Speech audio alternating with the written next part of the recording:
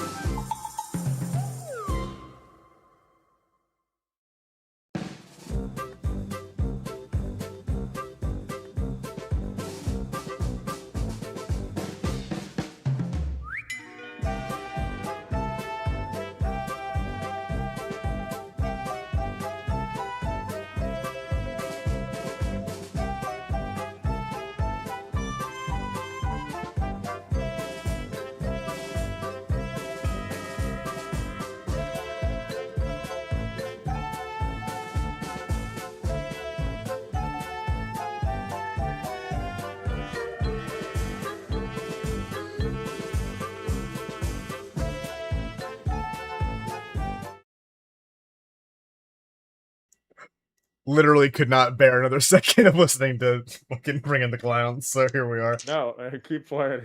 No, another 7 minutes, please. What up, folks? Folks, are we audible? And particularly is my audio shit because the fan's on in the background? I will turn it off and sweat, but I don't want to. We also get our favorite song going. Good old Village Feast. God damn it.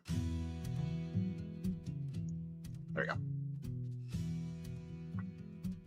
Sounds pretty good. Now, Zach, is this like actually sounds pretty good, or is this like when the mics for the latent thing were passable, but I didn't like them? Can I hear the fan? Okay, all right. I'll trust it. There's not a great way for me to test this, so I'm just gonna have to believe in you all. Jason, you watched Spider-Man, right? I did. I thought it was excellent. I hate saying stuff out of 10. It's one of my biggest things. Mm-hmm. I think this might be the most legitimate, like 7 to 8 for me, which is not bad. But for a superhero movie, I think that's great. I genuinely like. The only superhero movie I would have that high, like Guardians 1's really good, but like in general, like superhero movies do not get that high on the scale for me. They kind of max out at like a 7. It's just, a lot of why I can't discuss why it kind of just like by the time I was like out of it, I was like, this is like a solid movie, but I thought I was gonna be like blown away by it. Yeah, it does have my problem with superhero movies, which Thunderbolts, which I also like quite a bit, had, which didn't have a final boss. Better, yeah. That was one of my biggest things. I was like, the villains, like, could have been utilized, I think, better. Because I called exactly what was happening with the villain 25 minutes into it. No, I saw the villain. Okay, again. No, yeah. There was another thing. There was a moment I was like, wow, I exactly know what's going to happen with this because... Again, I don't want to spoil it. But yeah, the problem is you can't really discuss it because it's such a spoiler. How about this? since we know the hand is in the movie, I'll Mhm. just say that when the hand came back, Yes. the hand, they were mentioned again. I was like, oh, I know exactly what's fucking happening now. Yes. Because the hand were mentioned again. I was like, this is stupid. They did that in the dumbest way. So everything else was like waiting for it to happen again. Yeah. And the main hand girl, the only one that has a unique outfit, I was like, she didn't even tell us her fucking name. Like, come on. Yeah. But no, it was good. Honestly, some of the best cinematography in a Marvel movie in a long time, which I was kind of again, shocked cinematography by. was good. Costume was good. The web action was good. Everything was good. I like when everything, almost anytime he was in the spider suit, I liked. And you know, to give Carl his thing, it's a good looking ass spider suit. That's a good looking fucking Spider-Man costume. But my I don't know. There's just some things, like some interactions. I felt bored when they were talking. Like some of the interactions, I'm like, The best talking scenes are actually the ones with John Punisher. John Bernthal. The Punisher. Let's go, yeah, dude. that's what I'm fucking saying. Those two are really good friends, so it makes sense to me. But like Tom Holland's got chemistry with John Bernthal. I don't know what to tell you. Also, PG-13 Punisher is like okay. I wish he killed a guy in the movie. I don't know. I do wish he killed somebody. Yeah, the fact that we had Punisher on screen offense, for he doesn't kill a single fucking person. 40 like, minutes and nobody dies. Crazy. He's like, I gotta do it my way. I'm like, yeah, what is your way? Like, not doing anything like crazy? Like, come on, man. Like they handled certain things like not letting him say fuck, but like hitting him with the web in the mouth. Like that was clever. That was in the trailer though, so it was like they didn't have more of those ready to go. I did say to Vic on the way out, John Bernthal's whole job in this movie is to go, that's bullshit. He says it like 40 times. Yeah, he brought out his inner Shane for this one. Okay. You want to just do this fucking thing? I know it's 11 o'clock for you. Yeah, it's fine. Why is my VPN is like working, but it's also won't let me look like on Twitch right now. We're on YouTube as well. Yeah, okay. That's fine. Alright, we can do it. I'm gonna move this over here. Chat, yell at me if anything breaks, but honestly, you're very small on my screen, so make it loud. And I'm gonna switch to fuck it. I'm gonna break my fucking split so they don't all do this shit.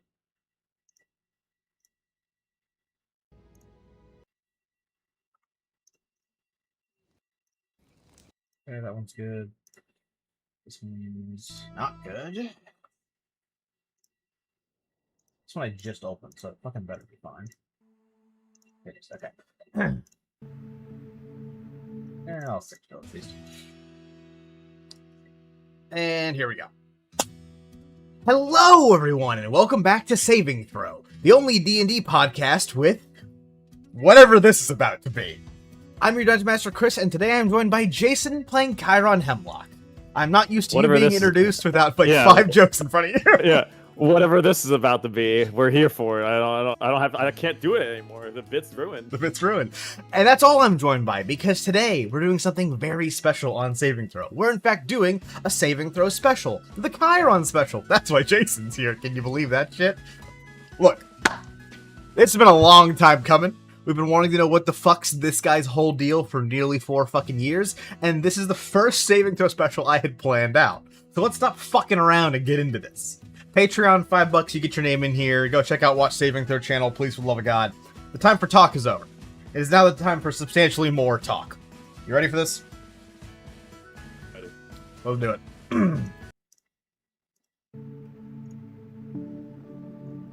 Chiron.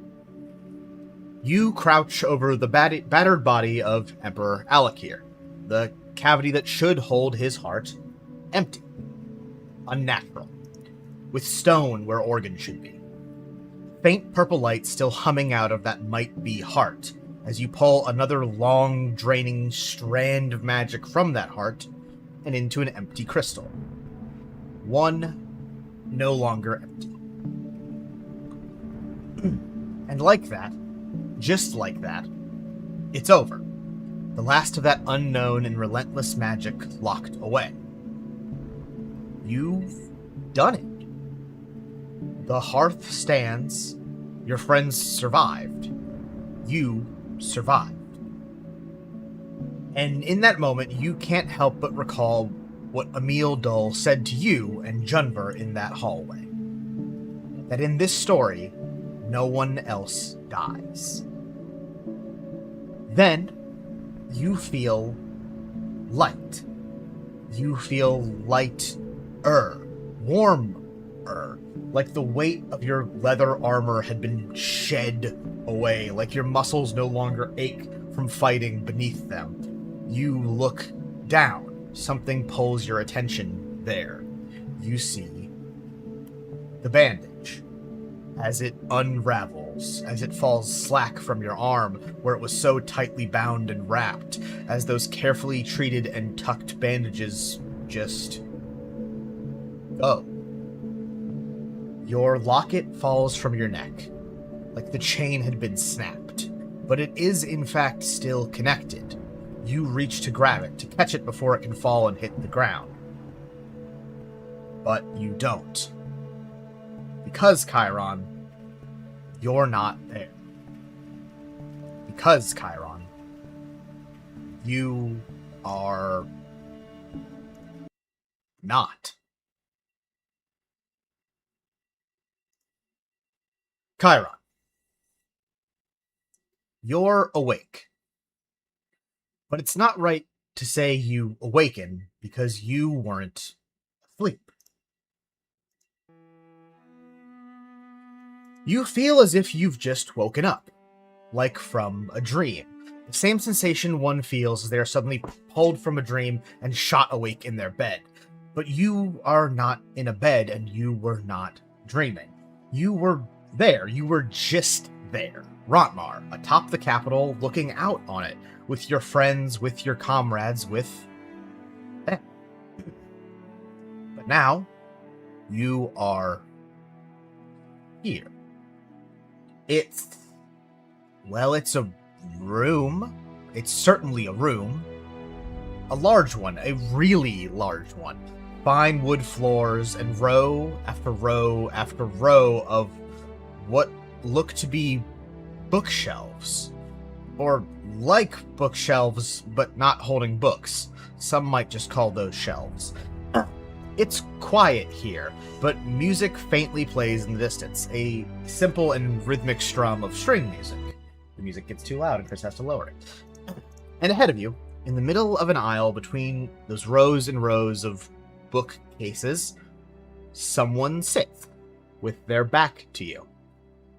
They're perched atop a stool, wearing a simple tunic in a white color that has long since lost its luster. And they sit before a canvas. They are painting, with a palette in one hand, a brush in the other, and canvas before them, and a mirror sitting to their side. Chiron, you're in a room. And you said it felt like I just woke up. It's like That's like the feeling. It's like the feeling you get when you are so deep in a lucid dream. I don't remember my dreams, so I'm talking out of my ass here. But like where it's like you one minute you're doing something in a dream, and the next you're like, oh shit, I'm in bed. That wasn't real. But instead of that, it's that like 1 second you are in Rontmar, literally standing over the corpse of the body of the Emperor, and the next you're like, oh, I'm standing in a room that I, to my knowledge, have never seen before. The first probably gut instinct I would do is probably try to reach where I know the locket is and see if I can find the locket. Fantastic. Chiron, you reach down to your chest to clutch the locket, the same one you just attempted to stop from falling in Rontmar, and it is not there. In fact, none of your gear or kit are there. You're wearing clothing. Familiar clothing, but also foreign in a way. This is clothing that you do recognize. You've worn this before. Can I get let's just go with a good old-fashioned history check.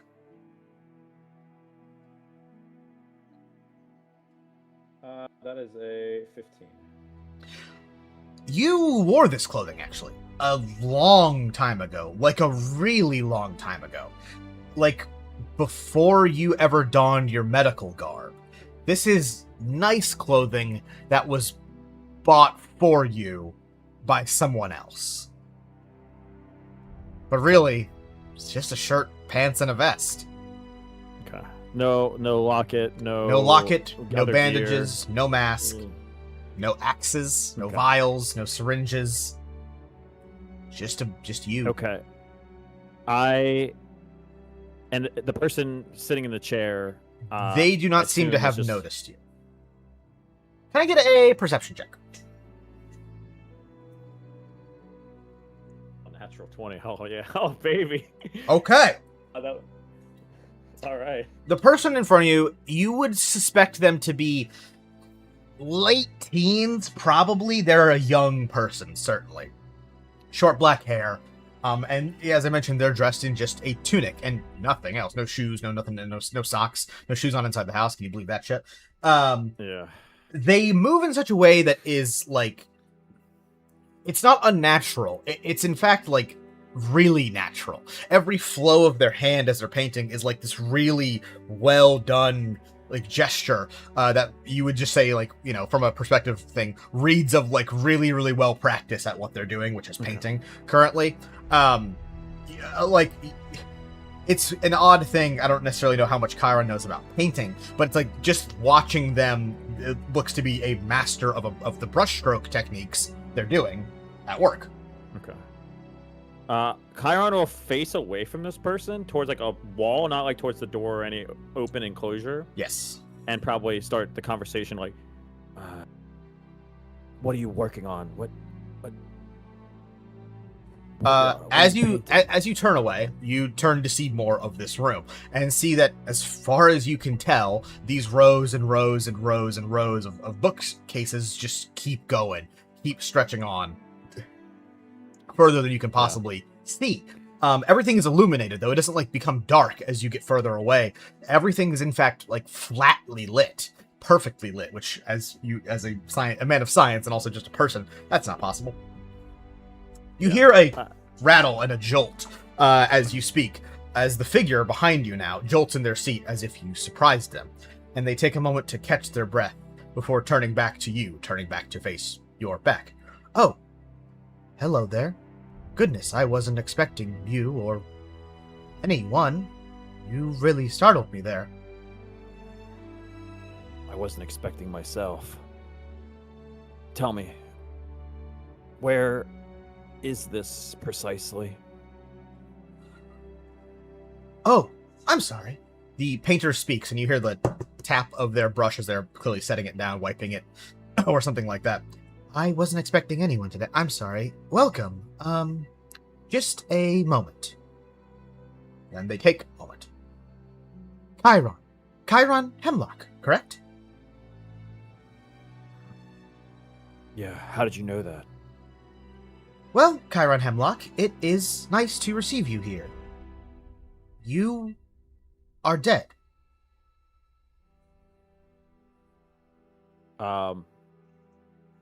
They say it, and they say it so matter-of-factly, as if they are just saying, hey, it's raining outside. Something you're expected to, like, hear and just be like, oh, okay, and move on. But they say, you're dead. Okay. Yeah, Chiron, like, visibly, like, shakes from that, and then, like, he, reaches through his vest and see if he gets, like, a handkerchief or something like that, and kind of, like, brushes away maybe some tears or something that's, like, in his eyes. You reach into your breast pocket, and you pull out a handkerchief. It is nice, nicer than like anything Chiron would use when he was working in the medical field. Something that is nice in the fact that it is unused. It's designed to sit in your pocket and look nice, not to, you know, be a great handkerchief. And there is a green emblem emblazoned on it. But for now, you just use it to wipe away a tear. Yeah. Is she here too? Is it time finally to meet again? She. The figure pauses again, as if thinking as they did before they said your name. Cassandra Sagehold, is that correct? Yes. I haven't heard that name in years. I am afraid she is not here. Not in this particular place. But she is close by. Very close by, in a sense. I wish to meet her. I can permit you to do that, but not right now. You hear Why? another voice walking out from the stacks and stacks and stacks of paintings. Gods among us, man, have some bedside manner, please! Another voice calls out, one that is vaguely familiar. And in a moment of a person appearing, a person that certainly was not there a second ago, you feel a hand on your shoulder. Warm and comforting. One that reaches out and rests on you in a familiar way, comfortably embracing you. And you turn, spinning in place to be face to face with a wide smile and soft eyes. You really have to excuse my friend here. They don't have the same, reproach towards death as we do. Chiron. Before you stands a man dressed comfortably, with soft-looking clothes that sort of drape off of him, long sleeves and trousers. But you recognize this man. In fact, you saw him yesterday, in Marin's office. Dark tanned skin, an impossibly bright smile, and a long flowing plume of curly brown hair that falls down and covers his eyes when he moves. He extends a hand. Kate Evanol. Pleasure to meet you, Chiron.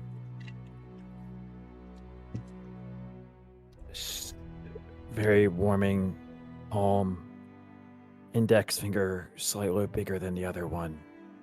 He's looking at his hands and you're saying this, he goes, fuck, he's right. And he shakes, Chiron shakes his hand back. I don't have your axes. I'm sorry. Cade looks down as if to confirm that you lack his axes, and he just sort of shrugs. They are really good at making their way back to people. I'm sorry we had to meet like this, you know. Gestures around. This. How can I say this? Did you already get to the he's dead part? He looks over at the painter. Well, if I may intercede, do you mind if I don't look too close, or can I look somewhere else? You guys, I don't want you to see anything here. The husk of a man that was long ago. Even if I'm dead, I still wish that to be hidden, if possible. Cade looks at you, and then as you're explaining why you don't want him to look at you, he looks down and sort of like crosses his arms and strokes his chin. Fine with me. And he looks over, Kev? And he turns to the painting figure, who has not, or did turn to face you, but now turns back to their painting, to their work. And both now, Cade spins around, and basically you are all having a conversation, not facing one another. Okay, let's start here. How best to explain it? And the painter speaks. I am a steward, of a sort. I help people pass from life to what waits after life. Many would call me death. But that's not really accurate. I'm more like a death. You can call me Kevin, though. Cade kind of snickers at that. I needed something to call them. You spend a lot of time with somebody, you gotta call them some kind of name. Shout out longtime patron Kevin Asian for Kevin, a death. Fuck you, because how was I gonna put Asian in this? There's no Asia in Ray, you bastard.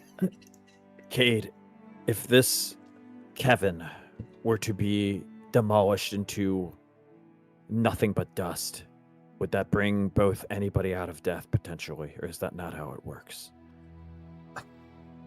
Man, you really are quick and pragmatic, huh? I actually haven't tried that, I'll be completely honest with you. But I have a distinct feeling that wouldn't work. Because this is... The rules don't work normally here, Chiron. And to be perfectly honest, I don't know. We don't know why you're here or what here is. Even he doesn't. They don't, excuse me. And they've been here a lot longer than me.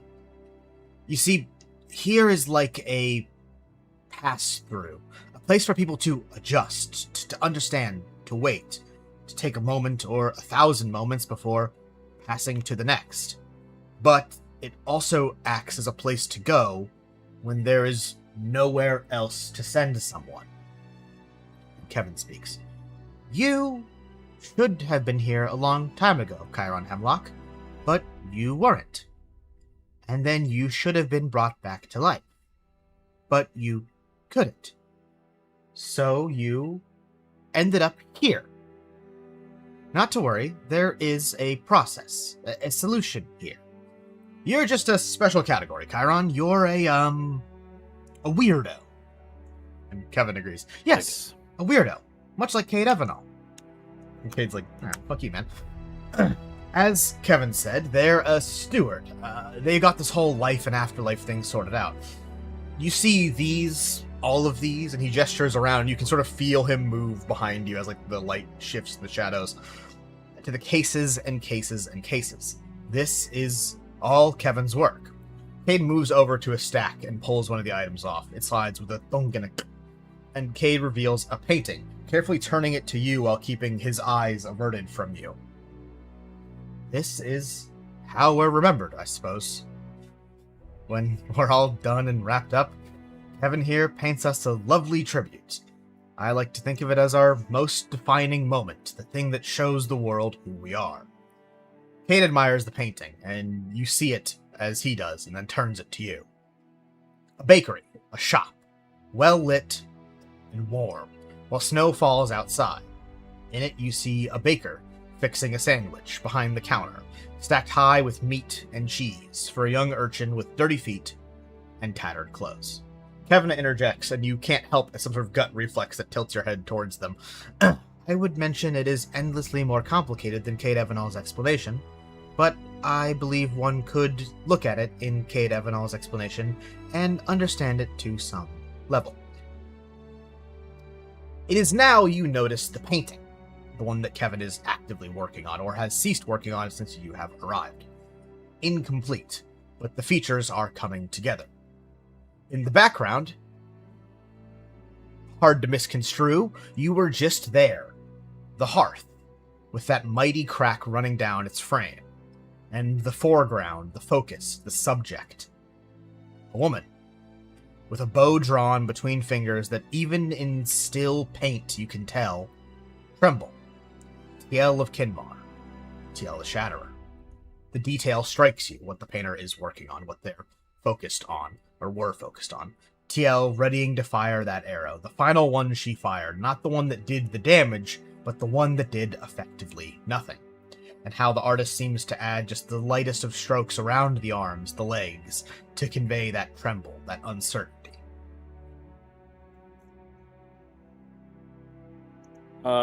Do I look at the photo and does Chiron recognize either the baker or the boy? No, you do not. But I will say you do recognize TL. So you and I'll to even just give you a little bit more of that. You clearly can tell. You still have all of your memories. You still know who you are. Okay. And you still remember the event that happened seconds ago. This is not some weird pocket dimension where you're a blank slate. You're still Chiron. Cade, Kevin, listen, I can't let these. Is there a chance that they're still battling? Did they win? Are they gonna be here too? My friends, are they still out there? Did they win? Cade says nothing at first and returns the painting to the stack, sliding it back into its place with another thunk. And crosses his arms. Kevin, One more. And the painter remains quiet for a moment. I have already permitted Kate Evanall to look down once today. But I suppose I have not permitted Chiron Hemlock to do so. Chiron Hemlock, What do you mean please. down? What do you mean down? Please come, take a look. And they gesture to the mirror that sits beside them.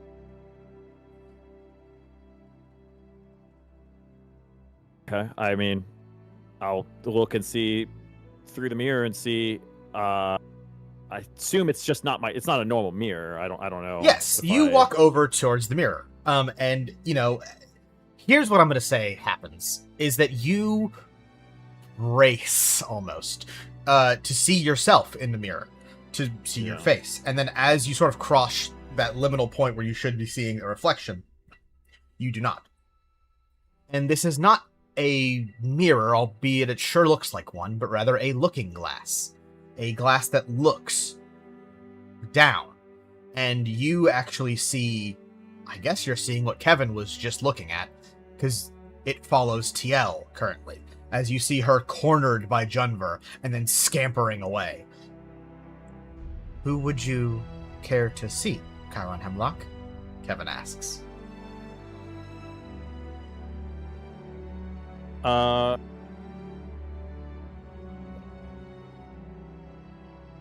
a tough one. Because you said Junver, TL is there. So I'm gonna say like it's almost as think of this as a third person view, and it's following TL. The camera's following TL. So for a second you see Junver, and I'll say you see Errol because he was also next to Junver. I have an idea. I'll follow the arrow to the hearth. And then this is after. So sorry, this is after. Sorry. Kevin is clearly painting something that happened like a little bit ago. Okay, sorry. Although here's what I'll say, because you were still alive when, you were still Chiron, level Chiron when TL fired that arrow. So like that was an amount of time ago. Although it was like 2 minutes ago, so it wasn't like this painting came together quick. I have an idea though. Like the hearth, probably one of the biggest things, and you said I noticed it before even like looking at a specific person. Yeah, it's almost like you can turn the camera and you can see the hearth because it's massive. I would assume is shattered, and I would follow the line of. I knew Darmay was holding the shatter. What happened to her? Because I want to see if we won. Right. And that would be the first place I look. If the hearth is shattered, did she die? Because I remember protecting her before I went over to see if the guy exploded. So by the time that is now, Darmay has already. Yes, you don't know that. The hearth has been released from the binding white light of Darmay, and magic does pour out of it. Not dissimilar at all to the Shaper's Stone in Adelmar, where it is damaged. It is a bleeding entity. It is something that needs to be fixed or healed. But it is not shattered. Indefatigably, it is not shattered. Okay. However, yes, the white light of Darmay Ondal is not wrapped around it anymore. Okay, so, and I assume in looking at her, I follow, like I said, the light. I don't know if that's... The camera continues to follow TL, but Kevin did ask you who... They particularly said, who do you want to look at? Well, I guess I was saying Darmay there, technically, and then then I have a second one. I have an idea of what I wanted to do. When you say Darmay Ondal to Kevin, the camera moves, but it doesn't have to go very far because she's not particularly far away.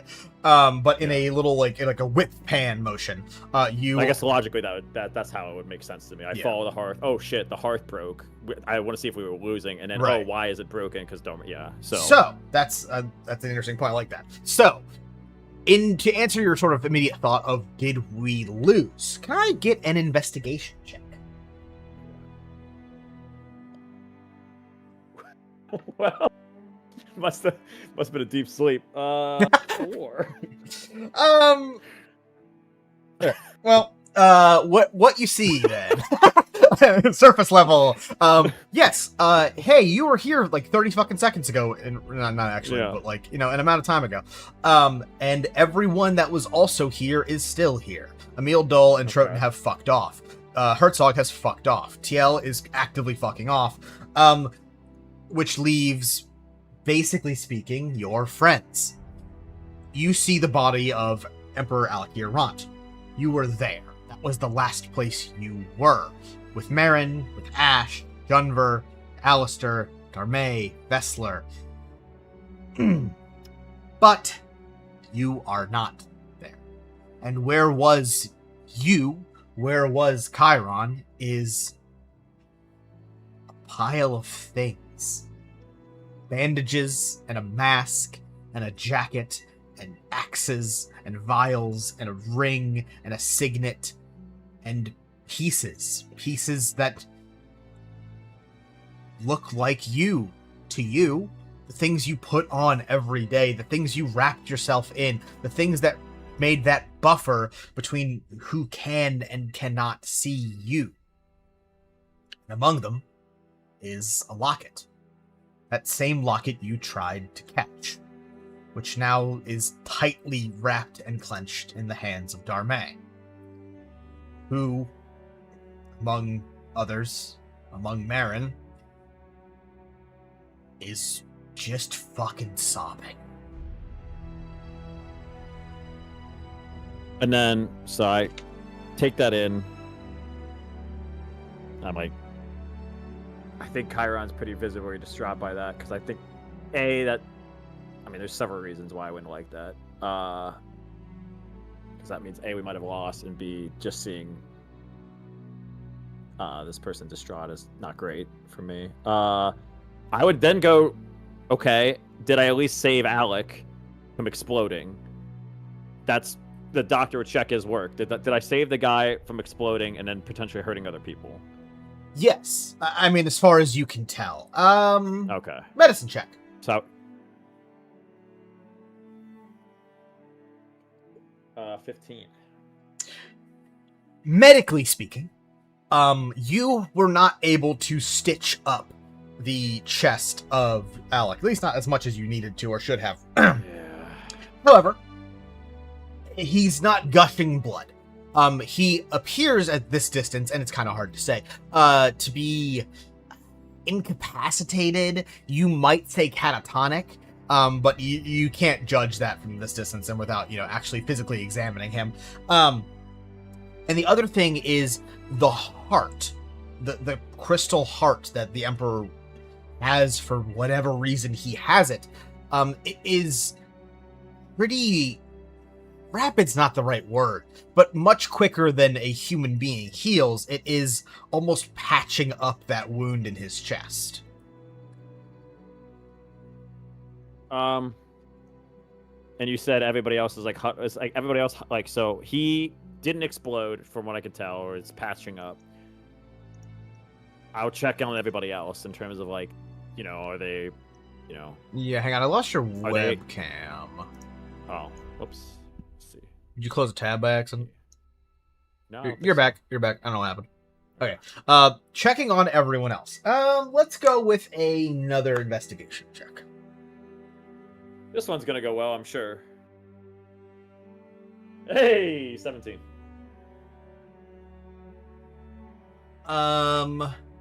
Okay, let's just sort of run it down here.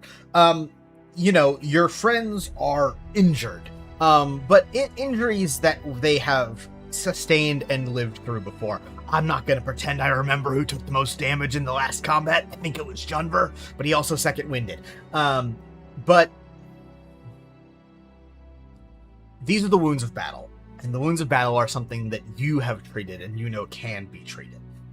However, as Ash moves across the platform and plops himself down on the edge, where the stone has been disturbed, where wind turned it to mud earlier, and begins to distance himself from the moment, and open a sketchbook and start drawing, as Junver basically just stares off at where TL had scampered off to, as Vessler stands in what I would describe as stunned horror, looking up through the tree where the Emperor lied and looking up at the hearth.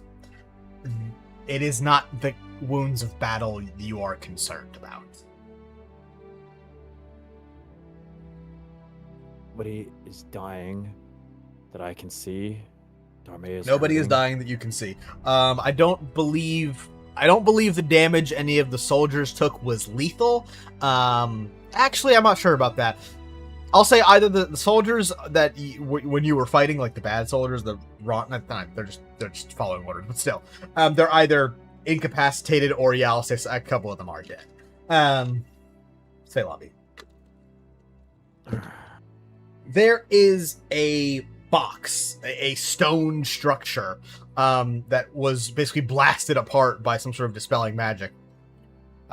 You weren't able to see that, so I can't give you more on that. Yeah, that's what I got for you.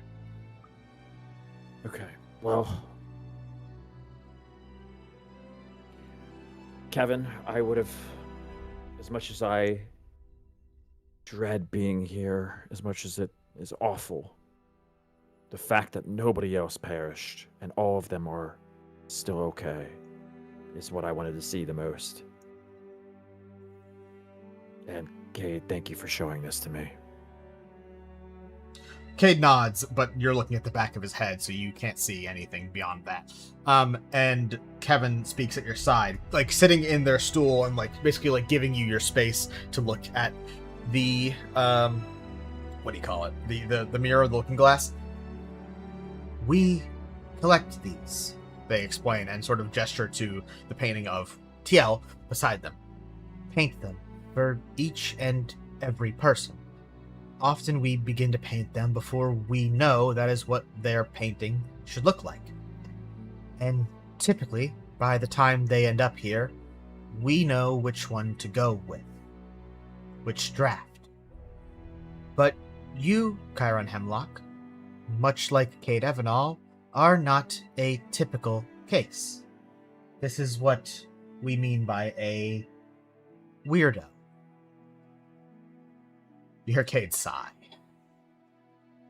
What they mean is you already had a life, and a life that ended.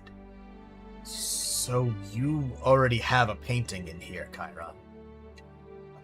Painting that may reflect who you are now, and may not, all the same. And they're gonna ask you a question. It's gonna hurt like hell. You're gonna have to answer it. Cade pauses and moves to look over his shoulder, then shakes his head. Kevin, isn't it a bit soon? The pale-dressed painter tilts their head, and, despite explicitly being asked not to, looks over at you. I have not considered the pacing of these matters to be entirely relevant. This is a place to wait, so Chiron Hemlock may wait.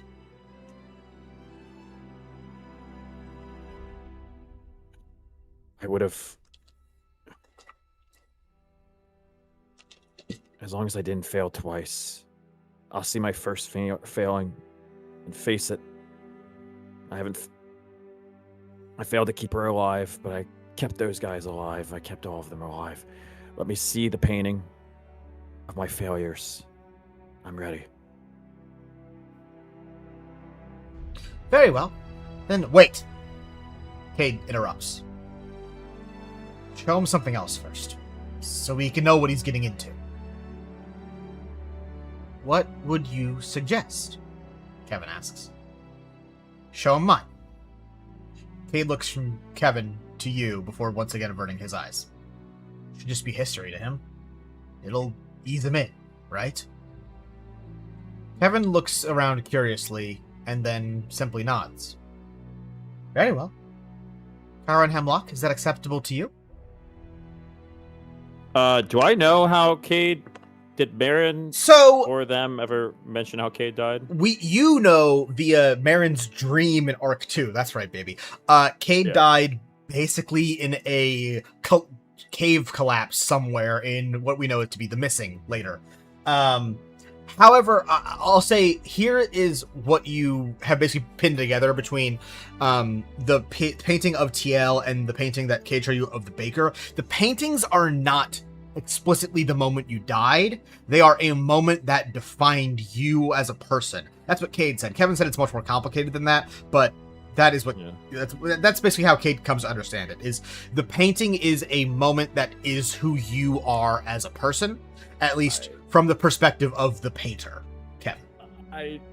Kevin. I was gonna say Kevin's perceptive. I was like, I have an idea of what mine. I think Chiron's would actually be. Because frankly speaking, I don't think we're ever gonna get an opportunity to explain this in full. What seems to be happening here is that Kevin is a astral observer on, I guess, all living creatures. Does he know Celestial? Because I know Celestial. talk to them in Celestial. It's also them pronouns, by the way. Which means Swedish chef, fucking. But Wispier. Yeah. I was like, it means Kevin. I don't like the cut of your jib. Well, I'm not much of a sailor, so I don't see why a jib would be relevant. They do respond, but they respond in common. Okay. Or equivalent of common. Who fuck cares? Languages in D&D are fuck shit. Okay. The last question. Cade seems to want to avoid you looking at your painting. I'll say you get that pretty handedly, and suggests looking at a different painting first. Yeah. And then Kevin asks you if that's acceptable. Cade, I also have another idea. I don't mind looking at yours. I've heard the history a little bit before, but what if I looked at somebody else? Would that be too damning? Would I just die to see it? You know exactly who I'm asking if I could see their painting as well. Kevin answers for Cade. That is acceptable by my terms, although I would caution you. Seeing the memory of someone close may make your decision more difficult.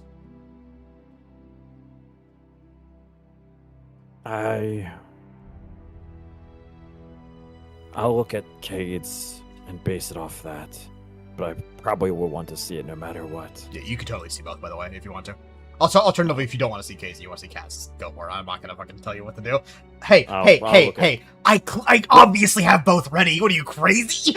Cade has actually been good to me even in the afterlife, so I owe it to him. Okay. I even kind of mentioned that. Cade, you've done a good service to me, Cade. And you were always by my side, even if you weren't there. Cade laughs at that. Wish me to see it. And tilts his head up, trying to, find ways to, have a conversation without looking at you. Well, I guess screaming at you from up here has done something. And you think back to, I'll just say, the moment in Adelmar, where you were basically alerted to TL being behind you. Right. Okay. You turn back to where Kevin's easel was, and there is a different painting now sitting on the easel. Look, it's clearly magic fuck shit.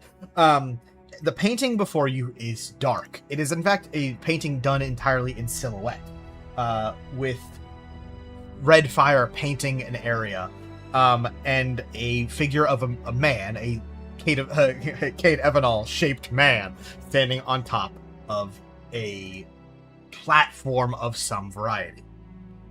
And you blink. The world fills in around you, Chiron, as if in one moment you were looking at the painting. The next, you blinked, and the next, you were here.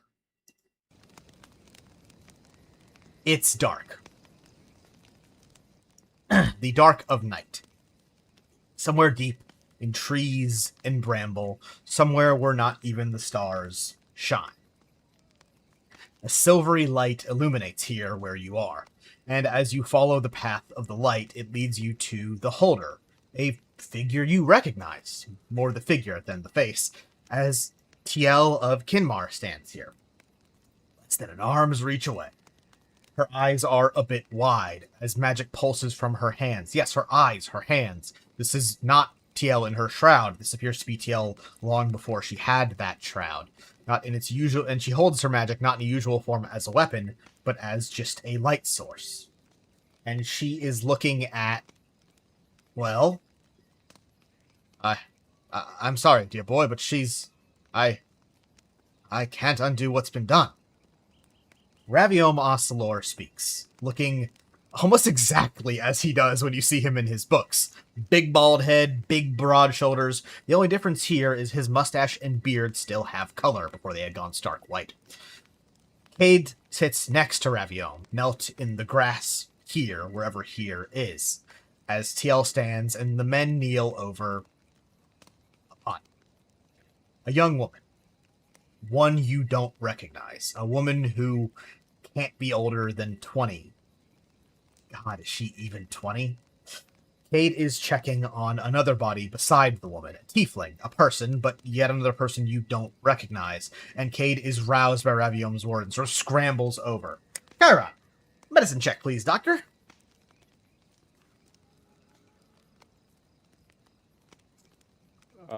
26. This is not a living person. Not for long, at least. This is a dead woman. By all medical reasoning, not long for this world. And with a 26.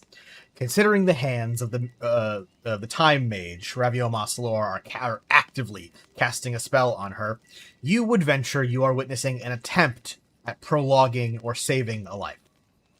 And one that is precisely failing. Cade slides along the grass and finds the hand of the woman, wrapping both his own around hers. She is whispering something, mumbling, but you can't make out the words. You're actually not sure if they're coherent enough to be words.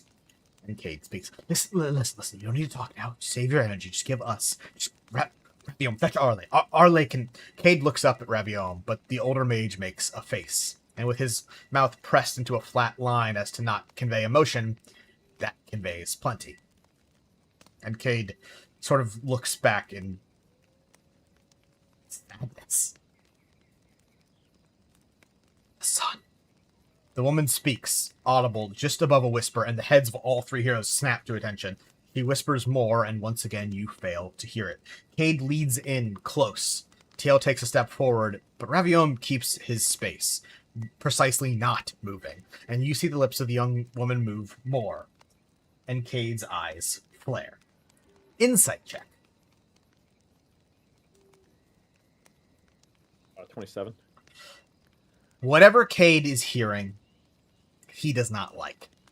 And his eyes dart. He blinks quickly, frantic. You can almost feel as if you know the speed at which he is thinking. You feel like you've done the same before. Yeah. I'm running through a million possibilities and trying to find the one that solves the problem. And then... nothing. Cade turns his head back now to look at her before he speaks. Chiron, you come to the same conclusion Raviom does, as he says it aloud. She's gone. So, am I, like... visually? Yes, I was hoping you would ask this question. You are physically here. You're standing here alongside them. You're not, like, floating above this, and it's particularly not, like, just looking through the looking glass a second ago. Yeah. You're, like, you can feel the grass beneath your feet. Your shoes. You're wearing shoes. And here's the other thing I'll say. Cade, like, dead Cade, and Kevin, nowhere to be seen. You okay, so I can't interact with the Cade in that room, that previous room. It's doesn't seem I'm kind of like in. It's like Blue Skidoo. I fucking jumped into like the photo essentially. Yes, almost. Yes, awesome reference. Fuck yeah, dude. Alternatively, Mario 64. Okay, yeah, okay. All right. So if I can't get a hold of the Cade outside the photo, I'll try to walk up. I don't even know if I can interact with him, but I'll still do this anyway.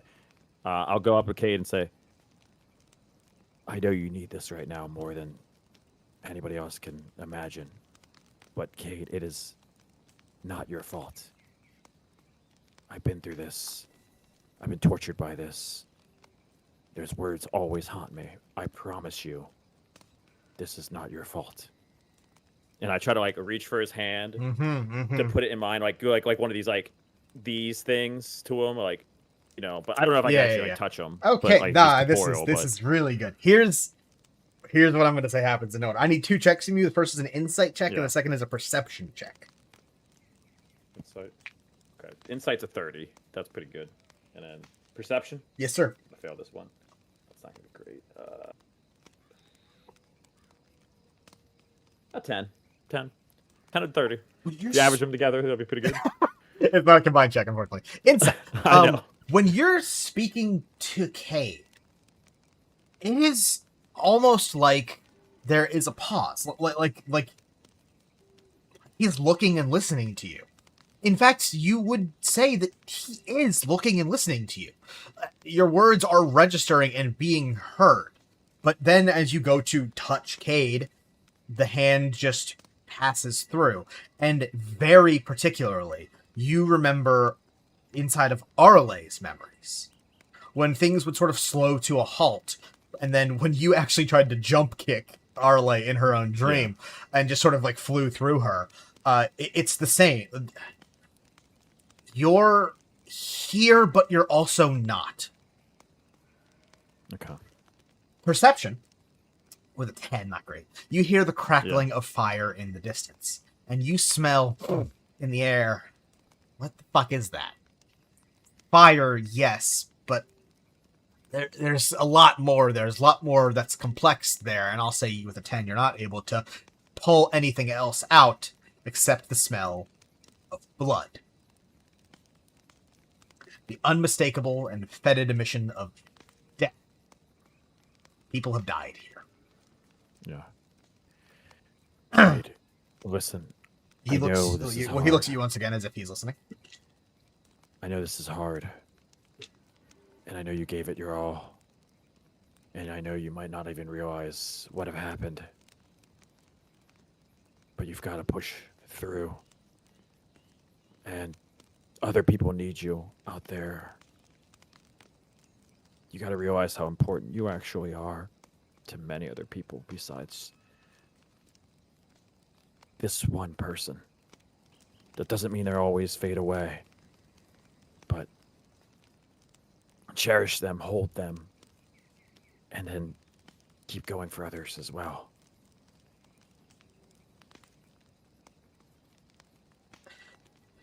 Cade?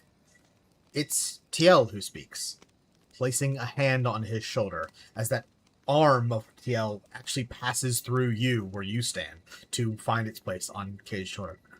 She shakes her head. Cade looks up at her, and whatever TL meant to follow that word with breaks and falls to pieces in her mouth. Red burns at the corners of Cade's eyes, but it's not just sadness. There is a bitterness there, fury, and you swear Cade's eyes take a tip to the right, where you are, and then he nods, and pauses for a few seconds, and nods again. Ravion, help me with Mish, he says as Cade gestures to the tiefling man, and moves to pick up the young woman himself. TL moves and guides the two men as they carry the bodies of fallen comrades? Friends? You're not quite sure. And you blink again. You're somewhere else. Nearby, though, by the looks of it. People shamble about here, in scattered darkness illuminated by some campfires and some smoldering fires that still linger along tents, carts, and crates. Supplies, lodgings, so much wrecked and destroyed. The ground here carved up and stomped flat. The signs of fighting are abundant everywhere. Many people walk around, checking on others, picking things up in satchels and the like, and many still just sit. Blank expressions. The woman sits slumped up against a cart, the tiefling man beside her, and Raviom stands by them, but his eyes are on Cade. Cade stands off to the side of the clearing. TL has distanced herself from him, and you see her speaking to Marin, a much, much younger Marin, who looks up at TL with concern, as Cade is arguing with someone. And Cade shoves past the man and climbs atop a covered cart. Standing over a tarped crate, finding his footing as he calls out to the whole camp.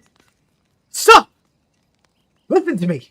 Listen, we cannot just turn back! Hey! Cade shouts, and some people turn, but most of them just keep on doing what they're doing.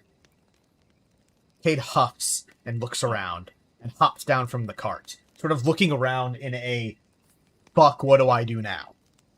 I was gonna, when he starts doing that, I was gonna be like, even if it didn't help him, I was gonna be, Marin, like, even like wonder and amazement to see Marin in her current state, because like, Yes! I kind of like am wondered by that, but I'm like, Marin, stop listening to her, please. I know she's who she is now, but listen to Cade, please. He's trying his best. He needs to do this. This is what he needs to have happen. Please just listen. I implore you. Please stay away from TL. Please, Marin. Please, anybody else. Can I get another insight check, please?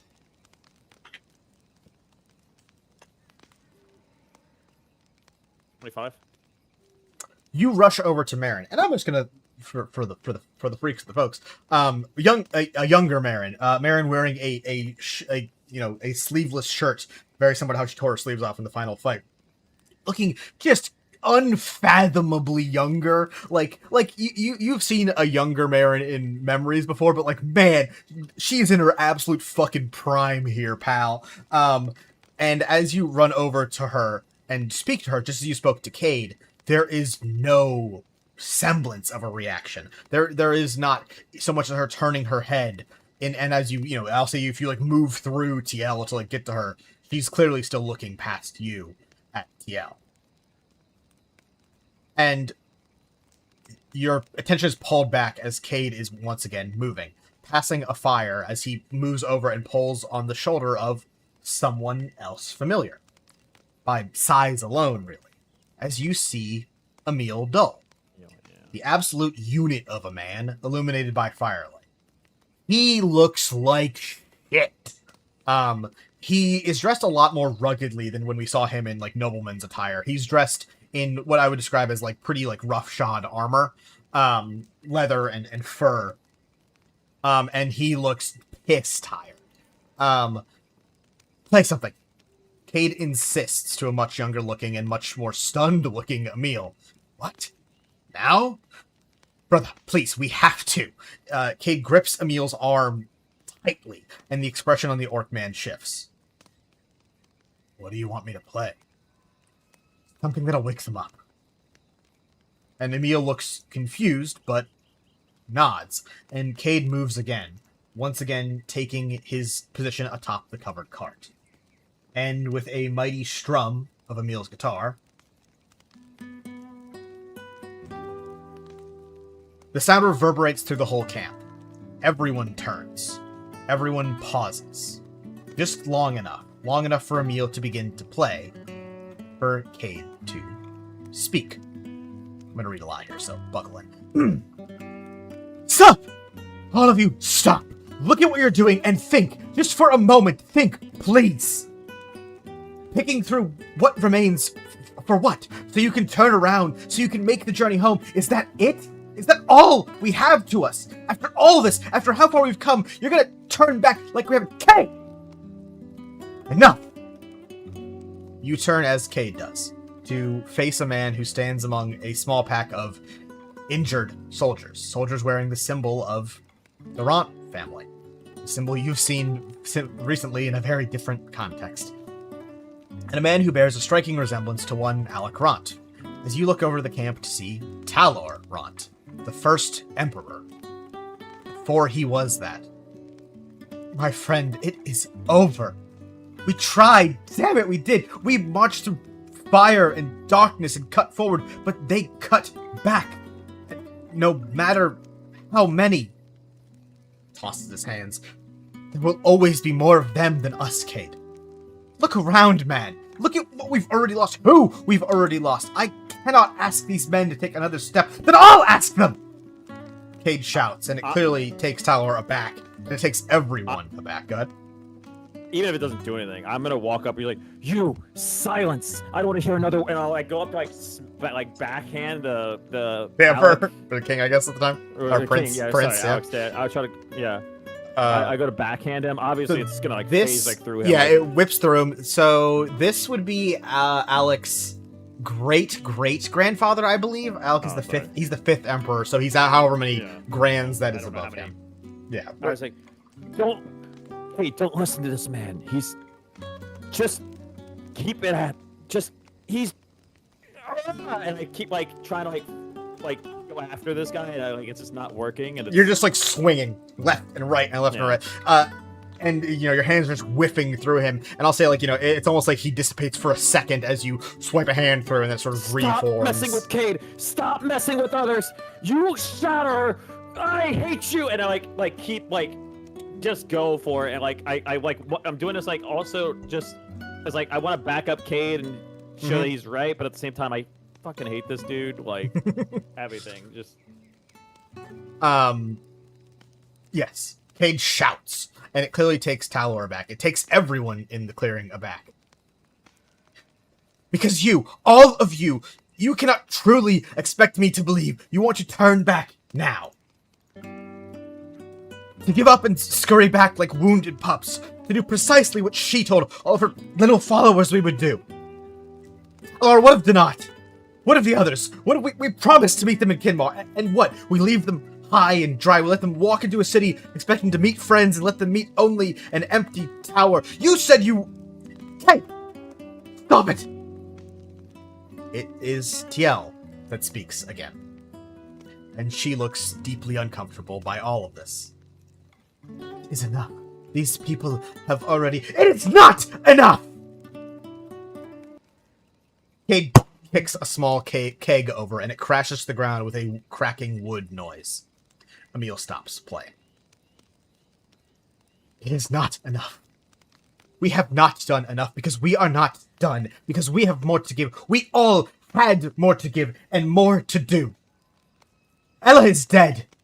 Mish died at her side, and what do you think she told me? Dying there. Do you think she told me to turn around? Do you think she said it was over? Do you think Mish said there was a single damn thing not worth fighting for? Did any of you know him? Did any of you know him to be the kind of man to give up? Look at me. All of you, damn it, look at me! Because Ella was born under a starless sky, and Ella died without ever having seen the sun rise over the trees, over the crest of the hill, without sun spilling into her bedroom. Look at me! Do you really believe she would have told you to turn back? Any of you? Look at me and tell me you believe that to be true. That Ella, who couldn't so much as raise a sword to defend herself, Ella, who spent every moment doing everything she could to keep others safe, do any of you really think she would ever tell us now is the time to give up? Tell it to me! Tell me you think it's true and I'll believe you too! Because I know what she told me, and it wasn't to wave a white flag now. Do you know what her last vision was? After all this, she told me she saw it. In one last vision, she saw the sun rise over the city of Kinmar. Investigation check. And she said, please live. Well done. 5. You don't notice anything. He's invested. Sorry about it, pal. Yeah.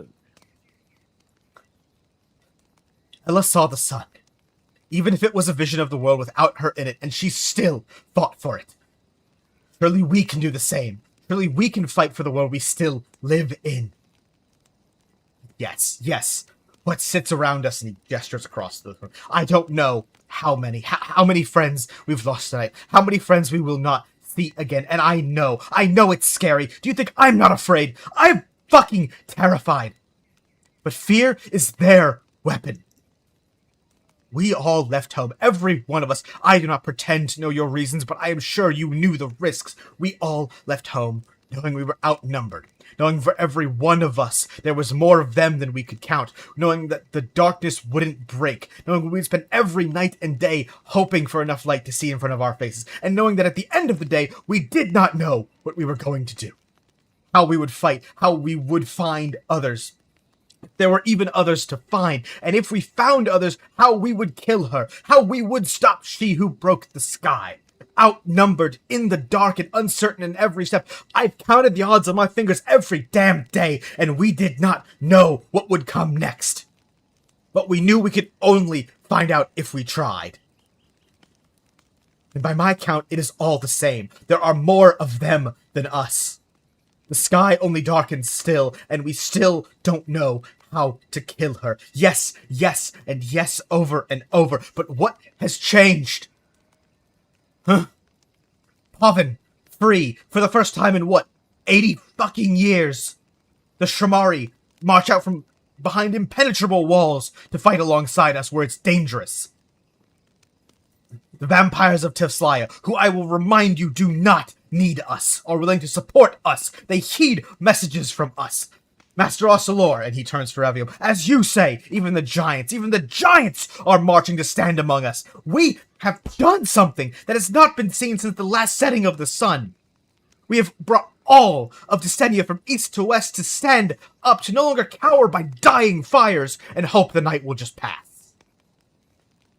And above all, look around you. They attack us.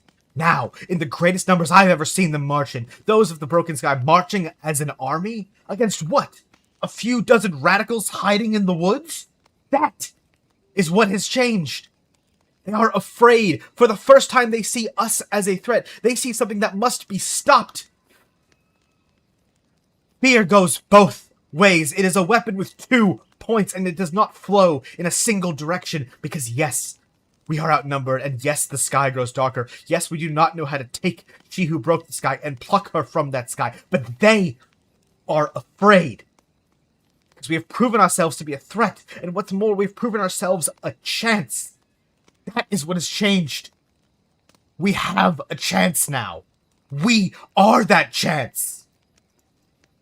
The clearing sits quiet. The crackling of the fire, the only sound besides Cade's breathing, as he has yelled himself red. That's it? That's all you're going to say? Nothing? You're going to let the fire cackle? Marin, you're not just going to focus on TL? TL, you're not going to focus on your own ambitions? Emil, are you going to do anything? Are you still a hero right now? Taylor, I don't even think you're worth anything. Taylor, I don't even need to remember your name. With spit. Can I have a what do I even call this? Nobody's gonna listen to Cade? People are dying? And you could do something about it. I could have done something about it. Give me one more investigation check.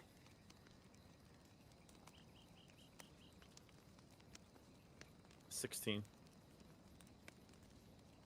Hold on to that for a second. Cade breathes. It's shaky. You get the impression that when you watched him thinking back there, he was thinking all of this, and it has now run to the end of its rope. And Cade speaks now words he hadn't thought of. I'm going to bury a friend. Again. In fact, I'm going to bury many tonight. But then, I'm going to march. And Cade points forward across the clearing.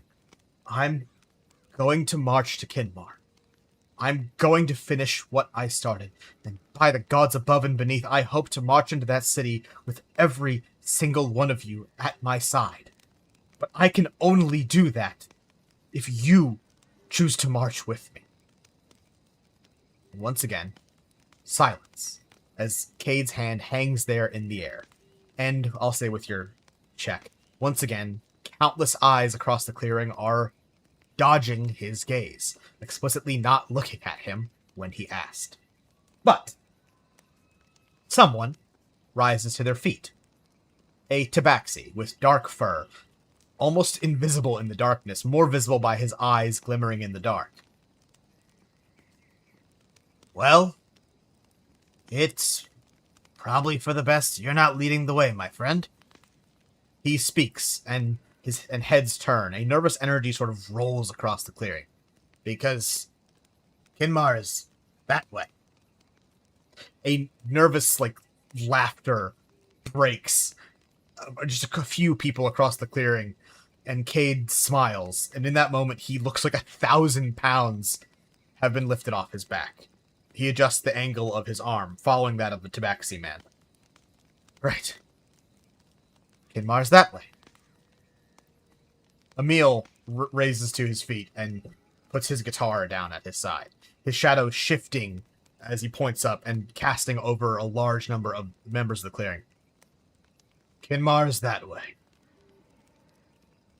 Talorant looks up at the man atop the cart and shakes his head, but a shake that turns into a nod as he pulls his spell sword from his hip and points. Kinmar's that way. And voice by voice, it echoes across the clearing, not a chant or a rallying cry, not at first at least, a choice made, an individual making a choice again and again and again until it ripples in the air, and everyone is on their feet. You see less among them, standing on a barrel to be taller. Faces from paintings in the guild halls that you recognize but don't know. You see Arle, younger, with softer eyes, and a red-headed man by her side with a familiar-looking glove that now points towards Kinmar. You turn back over your shoulder. You see Tiel, her arm raised. And you see Marin hesitate a moment longer and raise hers all the same. Talor climbs atop the cart with Cade, and the two briefly exchange a few words, before Talor embraces Cade, and the two swap places, and the Emperor-to-be begins to command the soldiers and the heroes, ordering some to fetch shovels, others to pack, many to collect the dead. And Cade hops down on the cart, from the cart, I should say. He looks to his left, where Raviome stands. Insight check.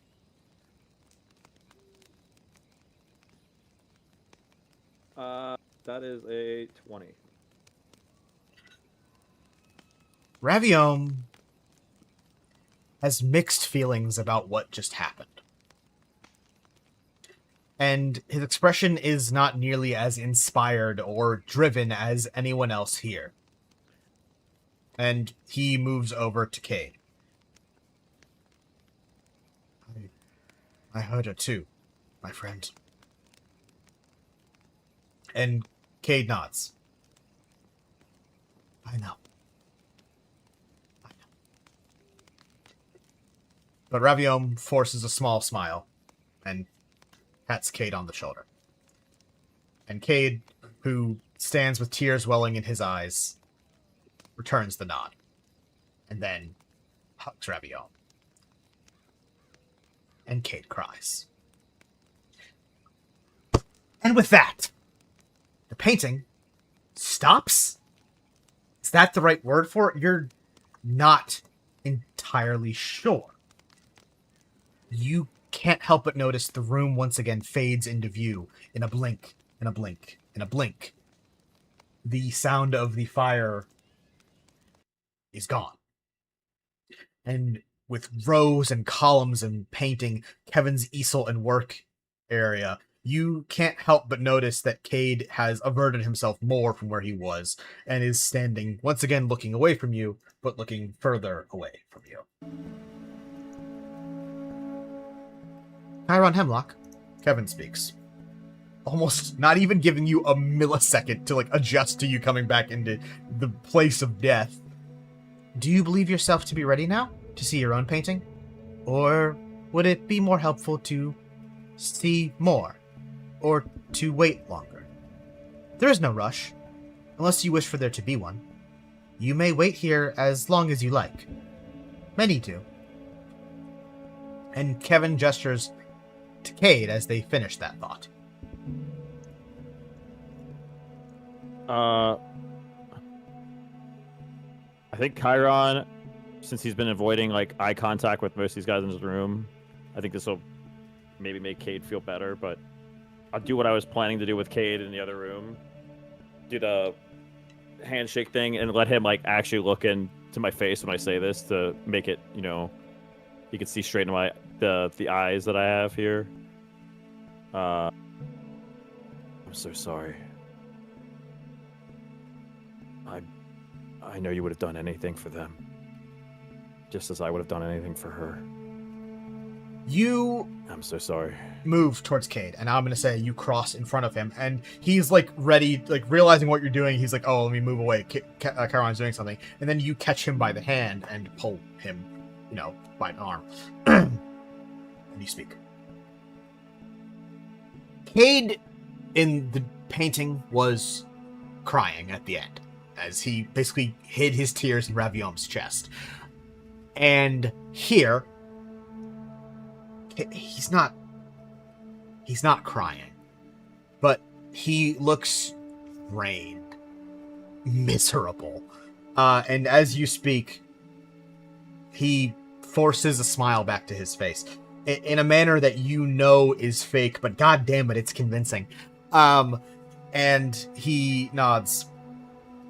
I did do everything I could. And that's the difference, man. That's what makes us who we are, is that we do everything we can. That's why when Kevin asks you a question, it's gonna be really hard. You have to make the right decision. Fuck! Sorry, I'm not allowed to tell you what happens. I guess if we died trying to do our best, we're just two guys trying to do our best out here. There's a lot worse ways to go. I mean, hell, we could have been accountants. Could have been a bard. Boom! Got him! Kid's like, I like singing. Chiron Hemlock. Kevin speaks again. Do you believe yourself to be ready? I'm going to ask you as a player, just based on, it's 12:30 for you. Yeah, I'm good. Okay, cool. Do you want... As long as you are. Yeah, no, I got all the time in the world, baby. So, realistically, you can ask anything you want, but I have Cass and Chiron's paintings prepared for you. Your choice. I would say Cass's is up to you. It's a matter of how much you want to reveal. You have to look at your own painting. That's not an option. Oh, really? Cade, did you see? Did you ever look at the woman's painting that died there? Ella. Her name was Ella. Yeah. A lot of times, actually.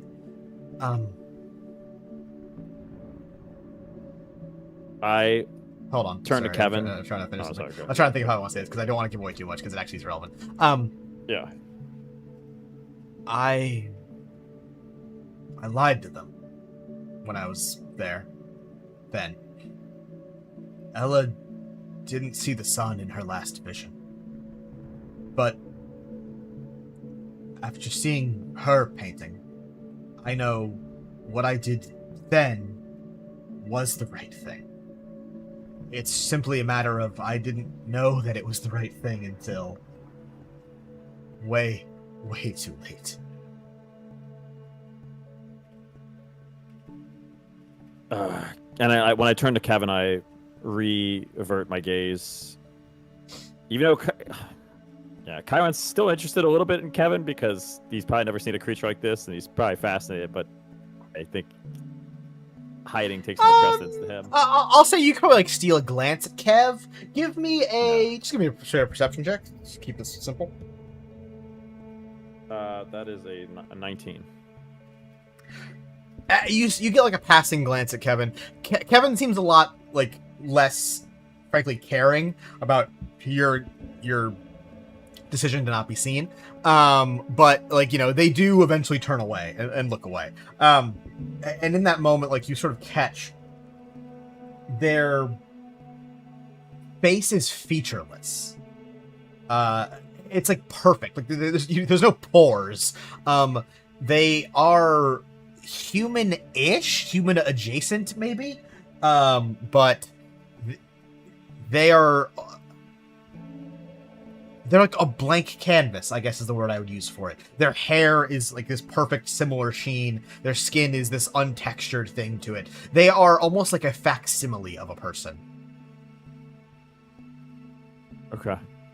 But there is something, just throw this out. There is something like friendly and almost comforting about them.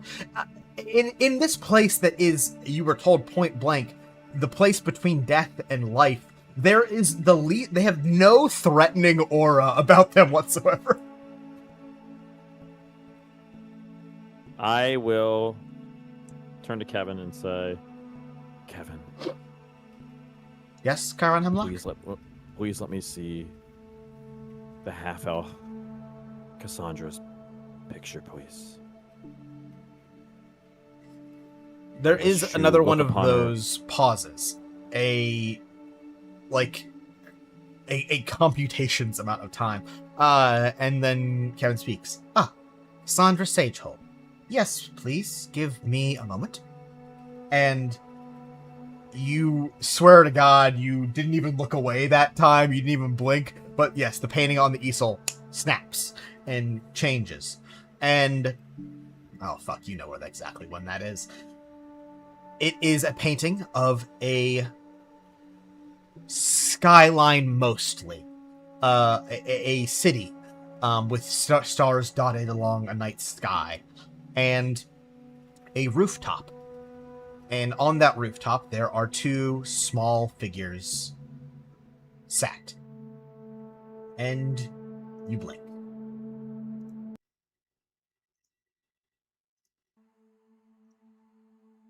Please play. Uh-oh. You blink. And suddenly you're elsewhere. But in a moment, you do know exactly where you are.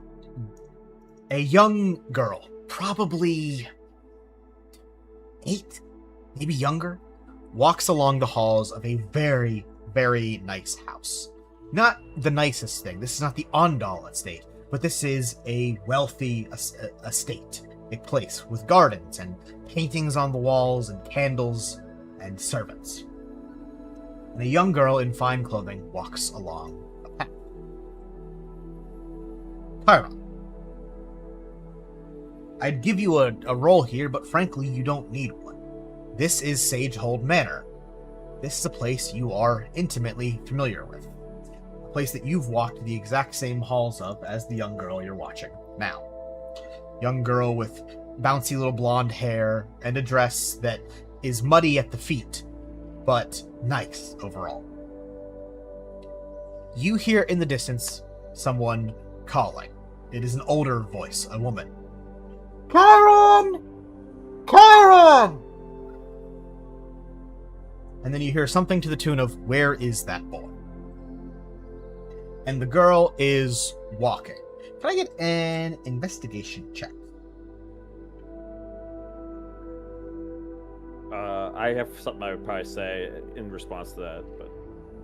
Give me the check first and then go for it. I'm going to tell you a little more about where you are in the scene. 18.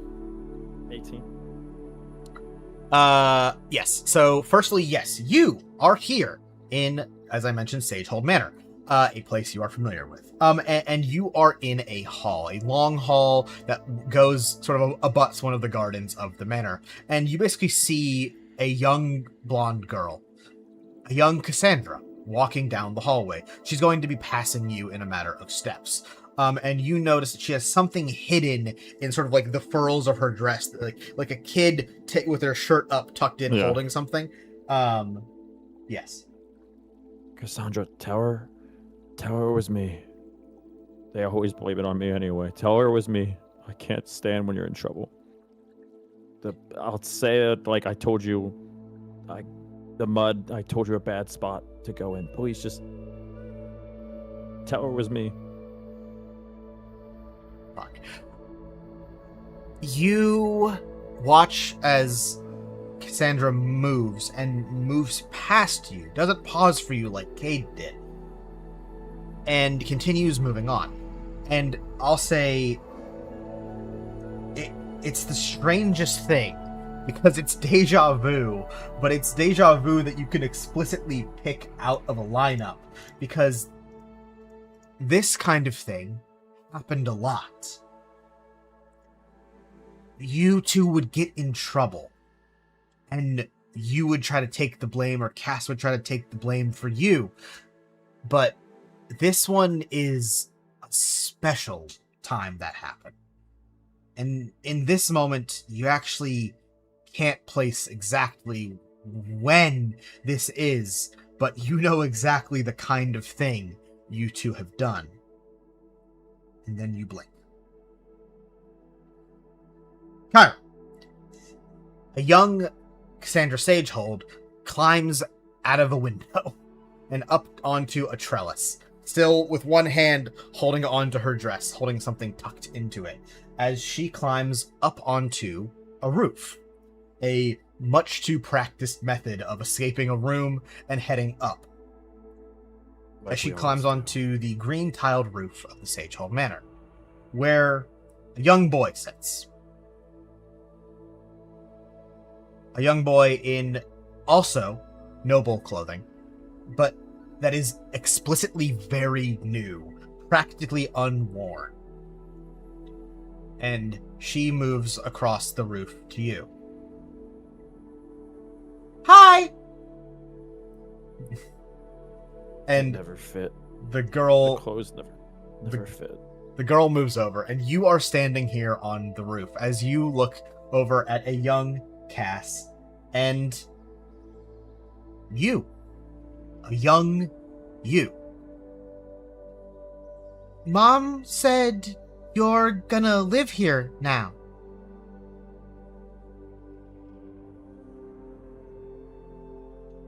Yeah. Is that what young Chiron sounds like? No. Do you want me to voice act young Chiron? Oh yeah, I do, baby! Yeah, that's fine. Is it really okay? This place seems pretty fancy. I'm used to... It's... One room is bigger than my entire house. You sure this is okay? Young Cass moves over and pretty without airs and without hesitation sits down next to young Chiron. He opens up that little wrap she has done to her dress and reveals, I'm just gonna say it's a bunch of cookies. And doesn't explicitly offer Chiron one, but just kind of leaves them there on the space between the two on the roof. She's totally cross-contaminating. Look at and the confidence. Cass places her hands cookie, on her knees under her, on top of her dress. Well, it's okay. It's quiet, usually, and you can't really run inside the house, and Mom doesn't like it when you track mud, but it's okay. I don't know. These cookies smell so good. I'm allowed to have one? Usually it'd be maybe you have to have a birthday to have a cookie. So I can have this? Cass smiles at that, as you sort of, young Chiron pulls her from what she was thinking about, and smiles. Yeah, I got a bunch. These ones are my favorite, and she points to little, what are the ones that have the strawberry jam in the middle? You know what I'm talking about? Like a tart? No, yeah, but it's like two shortbread cookies with the strawberry jam. Whatever those are called. She goes, these are my favorite. Oh, and I want this one. And she snags one of the chocolate chip ones and begins to eat it. There are plenty of other chocolate chip, though. I can't believe it's been so long since I've had sweets like that. I know you like them, Chiron. You can take them. I might not have them, but you can. And baby Chiron, or not baby. That's fine. Younger Chiron. Muppet babies! He is not shy at all about it. He digs in there like a fucking pig, man. He goes in. And he just engulfs. He's not worried about anything, germs, anything. Just digs, like it's the first meal he's had. And Chiron goes, "No, boy, you're gonna spoil your appetite in front of the girl too. She got him for both of you. Come on, Chiron." You think about this, and you think about the idea of young Chiron spoiling his appetite, and then you watch, and I'm gonna say as a grown adult with some amount of horror, as these two kids eat like 25 cookies, and like it's, you know, you don't know what time of day it is, but you have a distinct feeling it's around dinner time, and you're like, that's gonna fuck you up so bad, kid. And you watch. What else is there to do? It's a miracle I can still run based off what you're doing, Chiron. Ah, it's so good. Chiron. Oh! Wow! Yum, yum. I know, they're so good, right? This is so good. Cassandra, you did such a good job. And It's very nice to meet you. And she swallows. You can call me Cass. I don't like Cassandra. It's long. Okay. And Cass. what's your name? My name? Yeah. What's your name? Chiron, tell her. You can do it. Don't be shy. Duh. It's Chiron Hemrock. Chiron I Hemrock? don't know why. She repeats, mishearing. Hemlock. Hemlock. Hemlock. Like the plant. I don't know what plant is. You don't know what plants are? Not many. And you blink. Chiron. And you... It's a hemlock plant. You should know this. We taught you this many times. And you blink. And you are somewhere else. But you're somewhere else that is once again familiar, because you're still at Sagehold Manor. And you're still here. In fact, you're in a room that you have spent a lot of time, and more time than the roof, probably. Cassandra's bedroom. And you can hear in the distance they are still calling and still looking for not just Chiron now, but looking for Cassandra too, as voices in the house call for the two children of Sagehold Manor. But you two are tucked underneath Cass's bed, a tall four-post bed, as you are huddled next to a book. Can I get a... what do I even call this? Just give me an investigation check. Natty 1. It's a book, and you remember it, but that's it. It is a book that you and Cass, young Cass and young Chiron, are flipping through. They always said I was a bad influence on you. Little did they know that it might have been the other way around. And, oh, here it is! He says with a grin. Cass points at a page, and on it is a diagram sketch of a plant. Hemlock plant. See, this is it. This is you! And she points to it. That's me? But that's way more... looks so good. I don't know. It looks like it's great.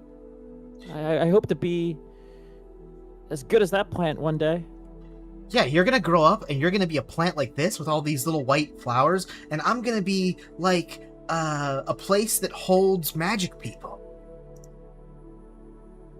A place that holds magic people? A place that holds magic people. It appears young Cass believes that when you grow up, you become what your last name is, so she will turn into a place that holds sages, and you will turn into a plant.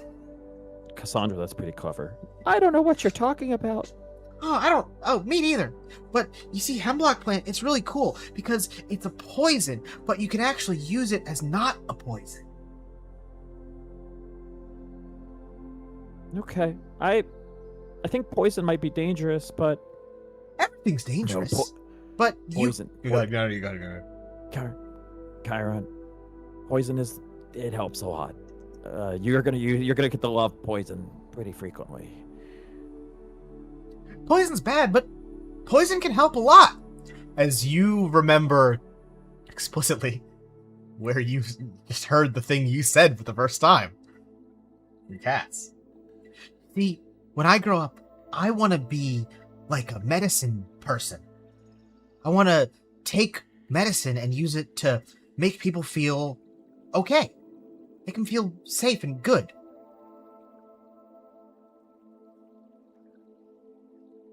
And Me then too. That you know what? That sounds super nice. And since you were so nice to me, Cassandra, I'll help you. I'll be your assistant. And older Chiron says,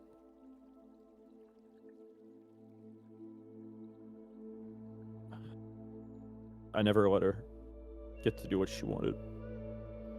I never was able to help her. I tried. But it's gonna be great. We're gonna help all the other people who get sick. And then one day we'll be the flower and you'll be able to hold me in your little sage hold, whatever it is. We'll be the best team of partners ever. Cass and Chiron. You begin that thought, and ooh, this is interesting. Give me an insight check.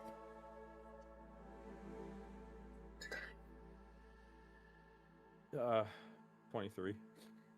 As a kid, you never in a million years would have noticed it.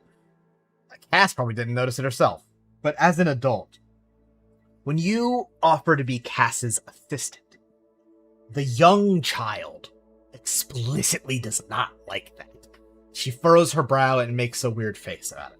But as you continue to speak and as you go on, and then as you enumerate out partners, Cass and Chiron, partners, a bright, brilliant smile fills the young girl's face.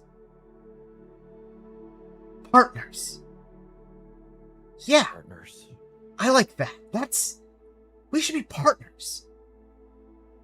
You want to take a blood oath? Yeah, but Cass, won't your parents wonder potentially what happened? and They're gonna yell at you. They're gonna scold you like always. Cass grabs young Chiron's arm and basically pulls you two out of Marie's bed and announces proudly, "We're gonna take a blood oath!" O negative. AB positive. No, stop it! Damn it, stop making blood types canon, you son of a bitch!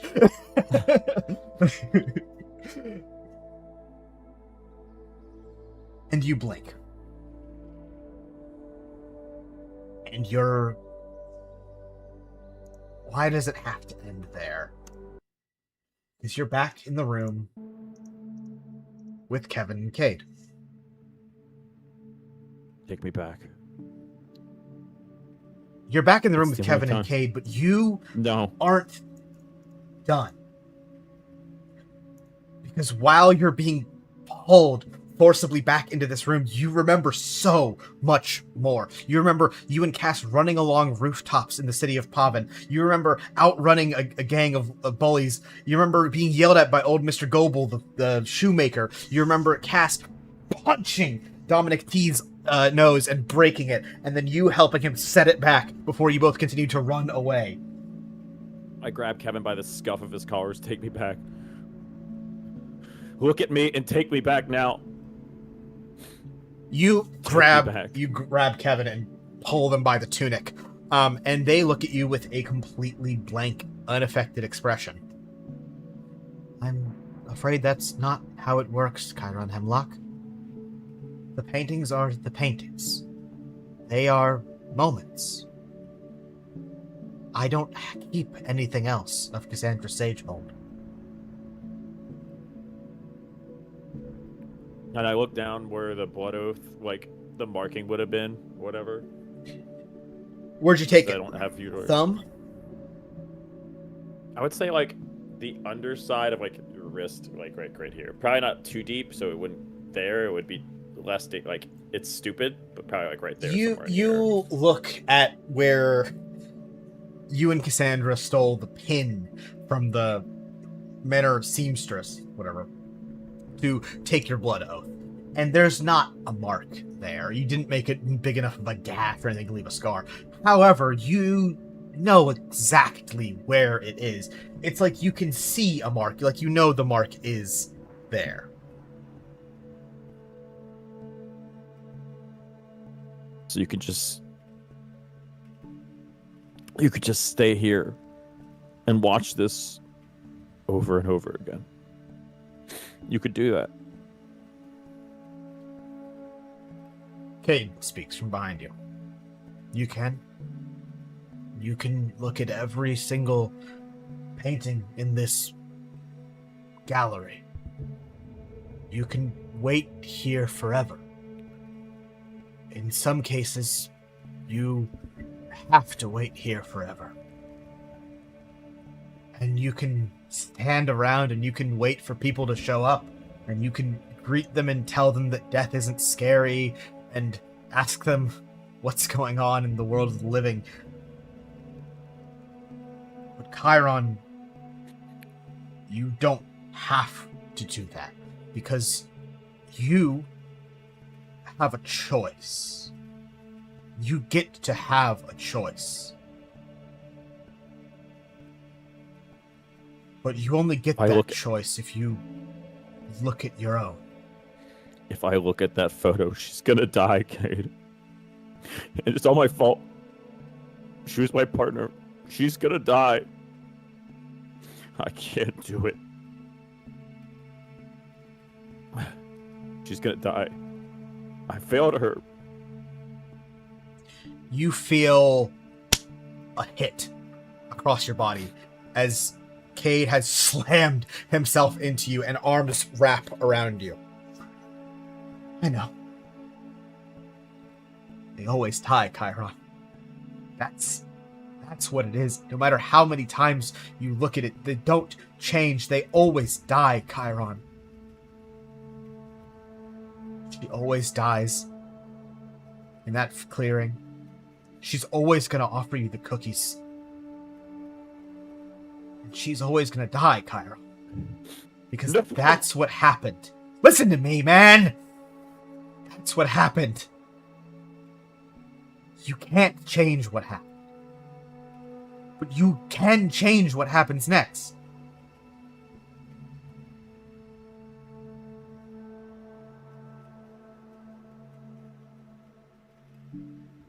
Chiron Hemlock, Kevin speaks. Do you believe yourself ready now to see your own painting?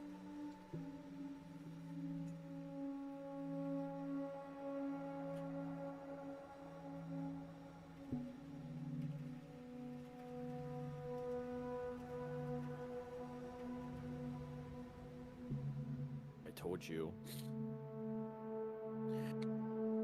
that you need to embrace those and cherish them in your heart. I can't even follow my damn advice. She would say the same thing to me.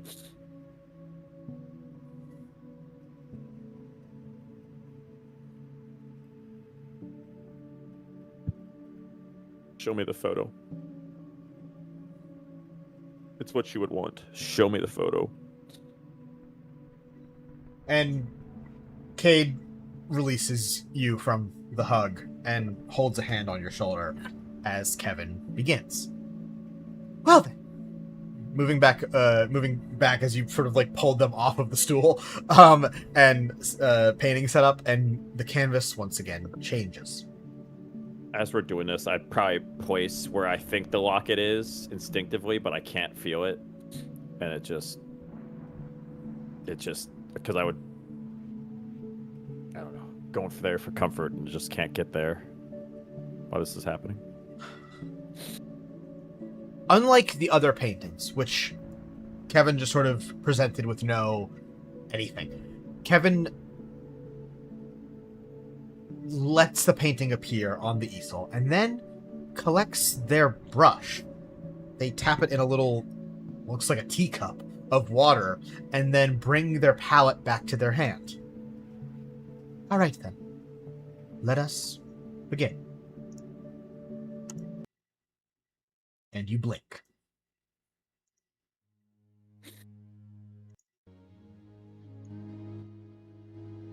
that'll work. A herongan, a rabbit folk, in a tan coat, stands before a small group of similarly tan coat-clad individuals. You, Chiron, you stand among them. You with a familiar face at your side, a very familiar face, a blonde half-elf, with her hair pulled into a tightly knotted braid at the back of her head. You're both wearing those tan coats, with an insignia stitched on the left breast pocket. You remember it. You remember unstitching it from that very same coat, actually. The Pavan Medical Corps. It was not meant to be a permanent thing. It was an emergency. It was this emergency. The rabbit, the doctor, paces in front of you all. I don't know how to tell you all this. They speak. Dr. Pang speaks. Their name ricochets off the back of your mind like a headache coming on all too suddenly. Shout out to longtime patron Panic Pang. I don't know how to tell you all this, but it seems what we believe to be contained and sorted is not that. It is far worse because the wind has shifted, and what we believe to be an illness transmitted by touch has turned to something worse. There is muttering around you as everyone all looks around, and someone shushes the crowd. We have extremely little to go off here. As whatever this is, and I am not calling it a plague, but it is airborne. It seems to get into the body via the lungs from there and spread. And to your side, you feel a nudge as Cass, as your sister, leans over. What do we do? Am I here? Just curious. When I'm Yes. doing this, is it similar to? Is it two? Like, I just want to make sure it's not. I didn't change it. It didn't change how it worked or something like that. There's like two different versions. There are I two. assume there's, There, like, a there are two Chirons here.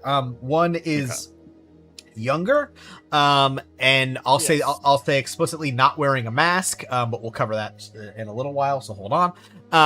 And then there is you. You really, I mean, you can't see yourself. You're in first person. But you can see yourself back then. Yeah. Dressed in your but medical it's not corps me. coat. So when you say like knocks over the Chiron, it's not like the me, right? It's Interesting. the- No, you do not. That's why. You do not feel that, but you do remember that moment. okay. Yeah. Okay. That's the only reason I was a little confused. I just Good. wanna make No, sure. it's a good question. This one wasn't okay. Actually, that's a really interesting point. I'm going to say you do feel it. You feel it now in the dream time. Okay. Cass asked Cass. you quietly, what do we do? What did Chiron respond with? We help as many as we can. We have to save them. We made a promise. CNC.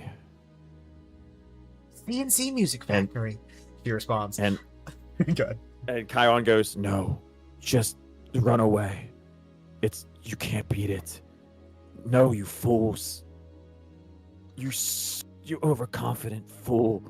Tell her run away. We can do it. We can beat her. We can beat it. We gotta save as many as we can. The more that die, the more it'll be on our conscience. We gotta do it." And I put like, well, the other Chiron puts like his hand out to like where the blood pack would go, and they kind of do like a little. Oh, they do like a bump? They line up their like things like this, like raise it up like that. Hell yeah, that's awesome. Damn you.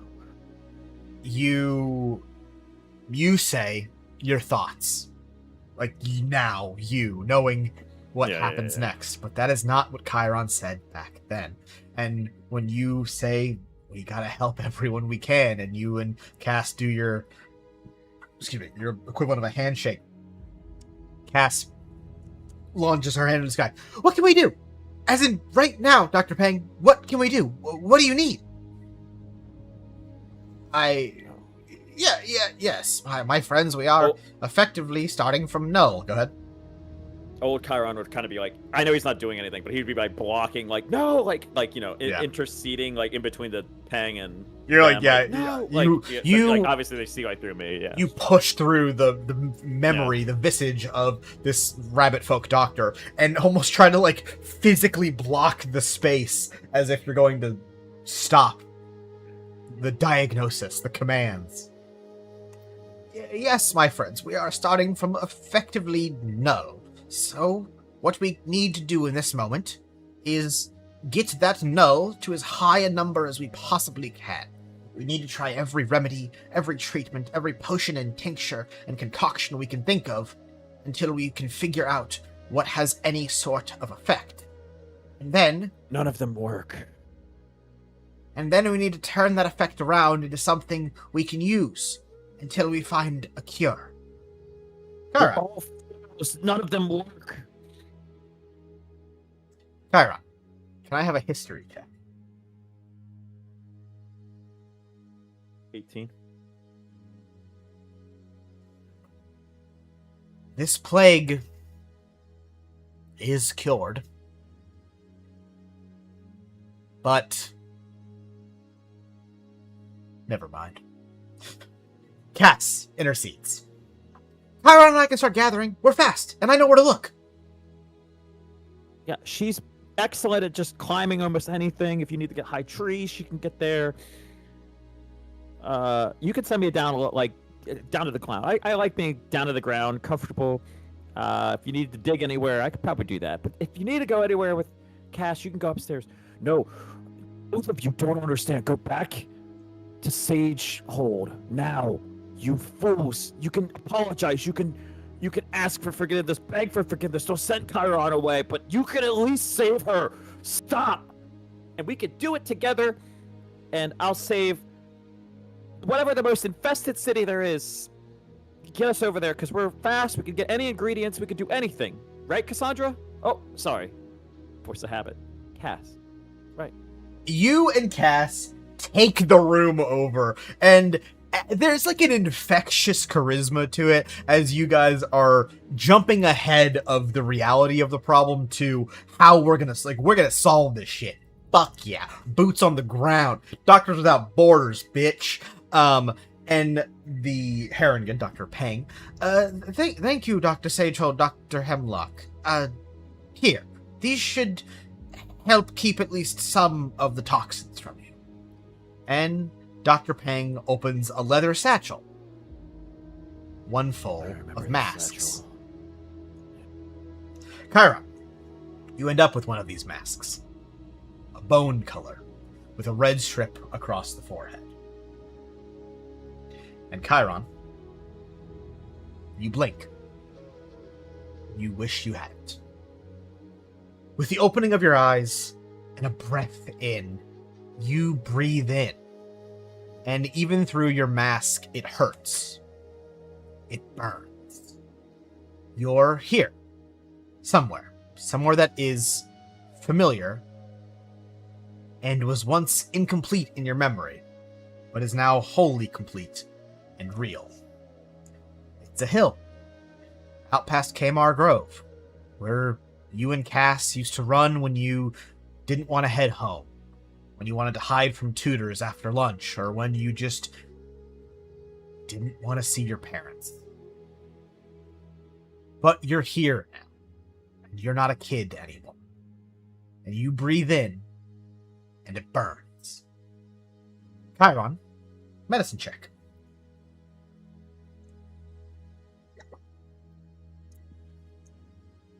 That's 30.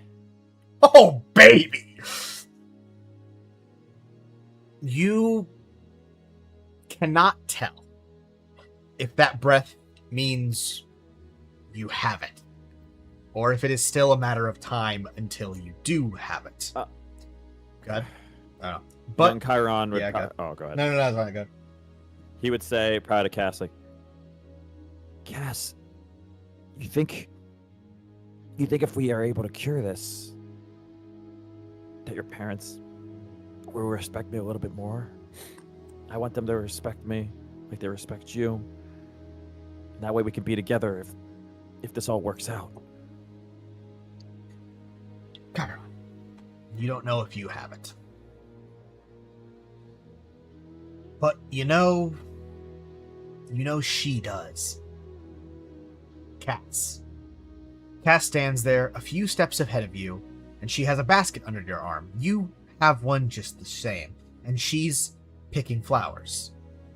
Itov flowers, you think they're called. They're used in potions. Potions for something to do with the water.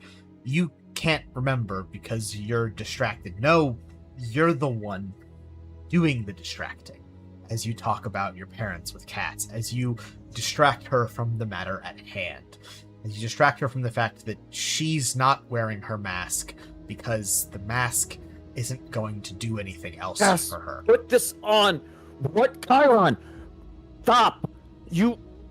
That medicine doesn't work. We've already tried that. Put the mask on, Chiron. Put it on. And he goes over to, like, Chiron goes through his, like, stuff, the older Chiron, goes through his stuff, realizes he doesn't have any of his stuff on, starts, like, trying to, like, fabricate, like, a mask out of, like, anything he can find, tree wood, branches, anything, just doesn't even work, probably, because he can't even interact with it in the way he probably was. Put it on. Please, Cass. Put it on. Chiron, stop touching the medicine. That's not... Go to Cass. But that's not what Chiron did. Because Chiron was trying to distract him. And Cass responds to his question about whether or not their parents, Cass's parents and Chiron's adoptive ones, will respect him after all this.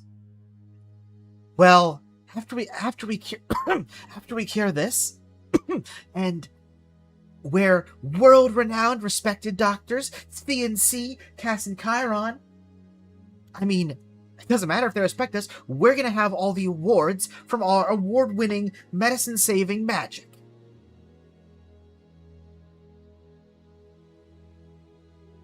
I think older Chiron is almost, like, defeated by how pitiful, like, his younger self, you know, is, even if it's not, like, you know, he's just disappointed.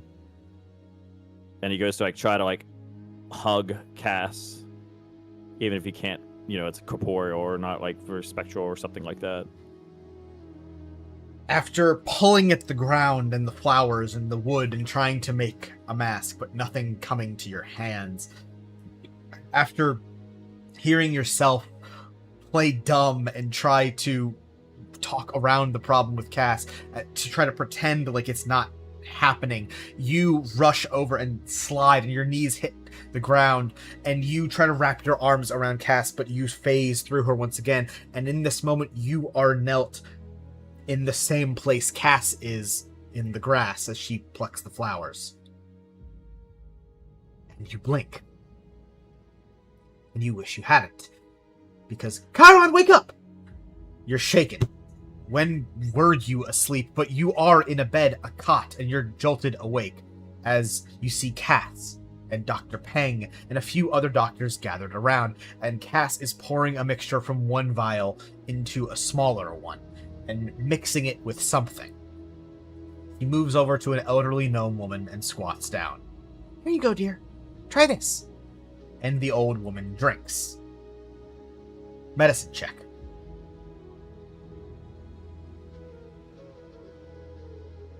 $26. With 26, with medical knowledge, all you are left with is hope. Hope that this will work when, scientifically speaking, it should not. And Chiron, you blink. It did not work. I'm gonna read a large thing in a second here, and it's gonna be rough. So this is a content warning for everyone, and I'm going to very quickly pee. You have about 90 seconds to prepare yourselves.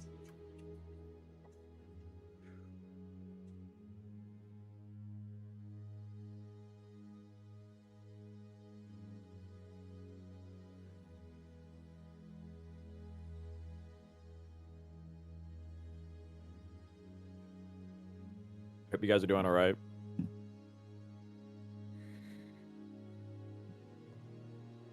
Hope you're doing okay. It's 1:04, and I'm excited to be here. But I hope everything is going as well as you guys would want it to be. You'll probably see more. We'll see what happens.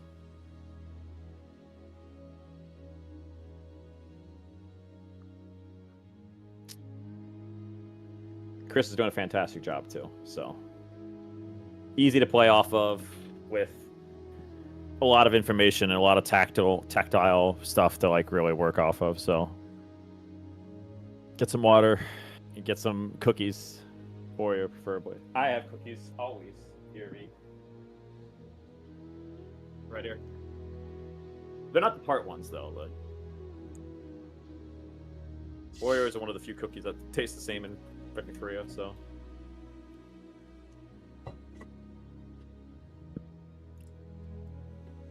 Okay. Ready? Yeah. You don't believe me what I just ate.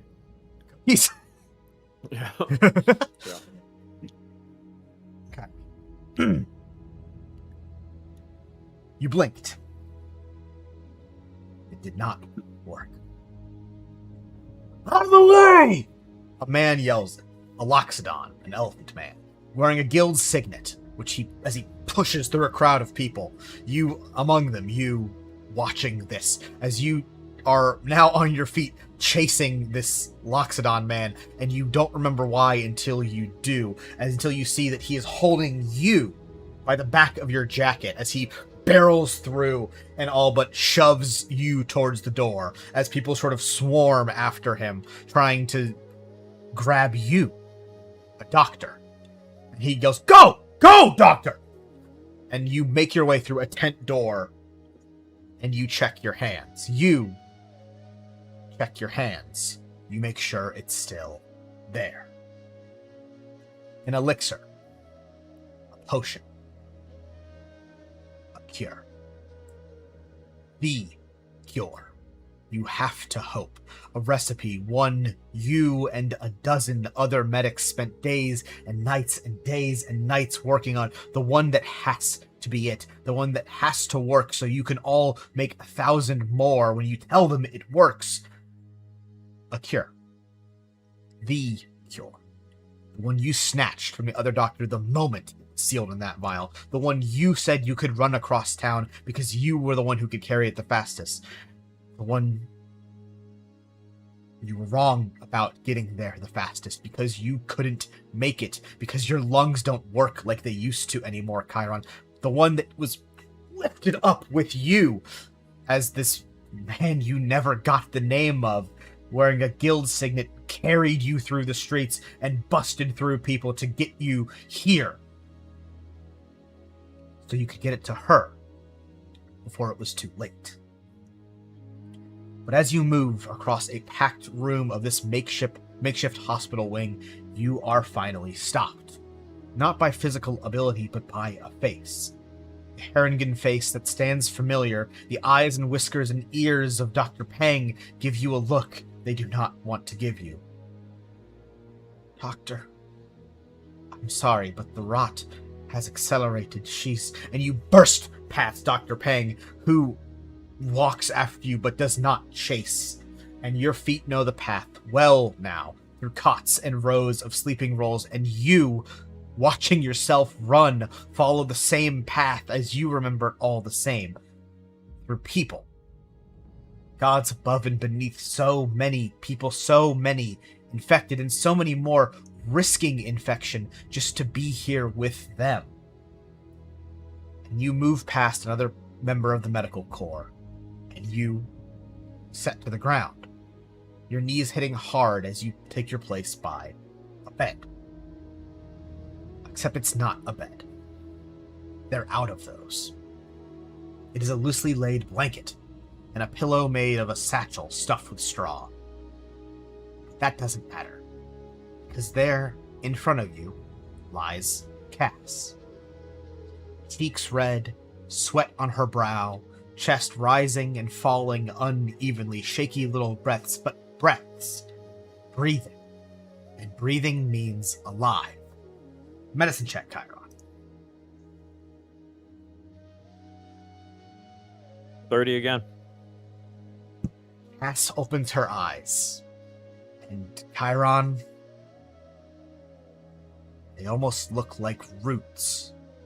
The white and red pigments that streak across Cass's eyes. That's in part where the name has come from. The rot. The rot. Like a pox on a crop or harvest, the way it spreads across the body. The way it begins at the lungs and goes up. Chiron, that was so fast. You just left. Chiron, it wasn't fast. It had been most of a day. Had it been a full day? And you breathed. It hurts. You're getting worse. A voice calls out. A man's. A man sat to your left. A man you, at the time, didn't even notice was there. But now you, later, watching this, couldn't stop thinking about him being sat there. The man to your left, at the head of a bed next to where you kneel. Doctor. The man speaks, a goblin man with nothing but fear and desperation in his eyes. He points to your hand and doesn't finish the question, his other hand absently brushing the hair of a younger goblin boy in the bed beside Cass's. The vial sits in your hand. Your glove holds it so tight, a part of your mind worries you might shatter it, a part that feels guilty for pulling itself away from Cass, and then angry at that guilt. The vial. Sample. What did you say to Cass?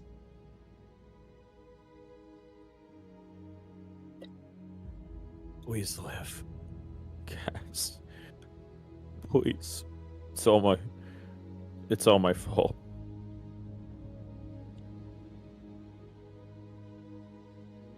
I wasn't fast like you. Please. Please live, Cass. Chiron. Cass speaks again, and you almost startle at the noise. I kept thinking about what I would say if I saw you again. She reaches along your arm and finds your hand and uses that touch of your hand as a guide as she reaches up. I guess it's not about seeing or not seeing. As she moves up your arm until she can barely reach your shoulder. Doctor? The goblin repeats to your side as you sit there still. As then you didn't say anything. Silent behind a mask that leaves no expression. A defense to the plague, but a defense long since breached. Cass speaks. When we were little, and Mom told me they brought you home. Someone to play with, a new friend. I thought for a second it was a lie. I thought they wanted you to replace me. Like I had been bad, and they were gonna get rid of me because it.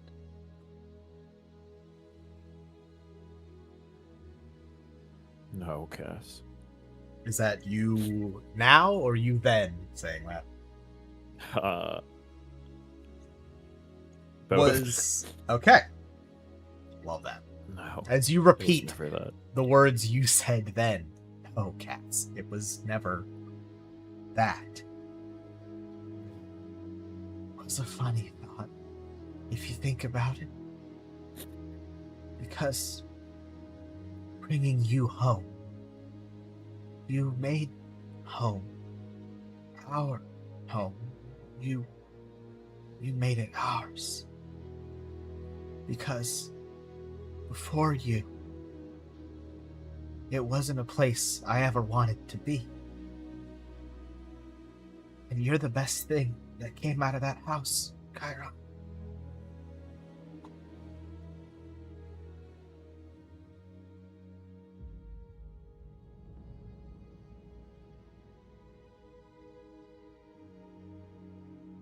New Chiron, Dream Chiron, puts his arm, the blood thing, up to their wrist. They match their wrist. You saved my life, Cass. You saved my life. Even without I her love sight, you so much. Cass matches the same crossing of hands and then moves her hand and intertwines her fingers with yours. You know. I love you so much, Cass. I know. I'm sorry. I know.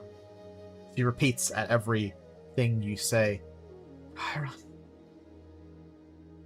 I love you so much. You're the family that I wanted before I knew I wanted it. I should have figured it out faster. You will. You'll know. Chiron, you have the cure.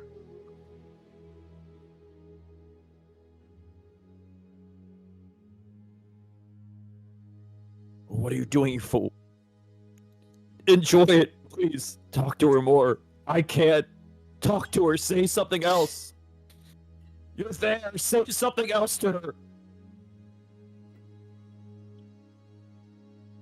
But Chiron, Embrace. you know. And you don't want it to be true. Like Cade warned you about. It doesn't change. Because you didn't say anything else. Because Cass finished the phrase. Chiron, you are the cure. Please, Chiron. Please, live. And with the vial in your hand, medicine check, Chiron. 28. He is further along than you thought. Further along than you hoped. Further along than you convinced herself, or yourself, she would be. Medicine check, Chiron. 22. You hadn't planned to administer it to someone with this much developed rot. This is well beyond what you had... medicine check, Chiron. 25. It won't work. Medicine check. 29. It has to work. It's the only thing that could work. Medicine check.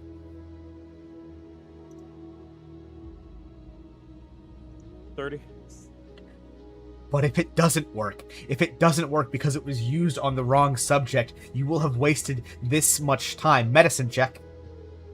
I don't care. 20. This cure, this antidote will have been for nothing. A conclusion wrongfully drawn from the wrong testing. It has to be it. Medicine check. 21.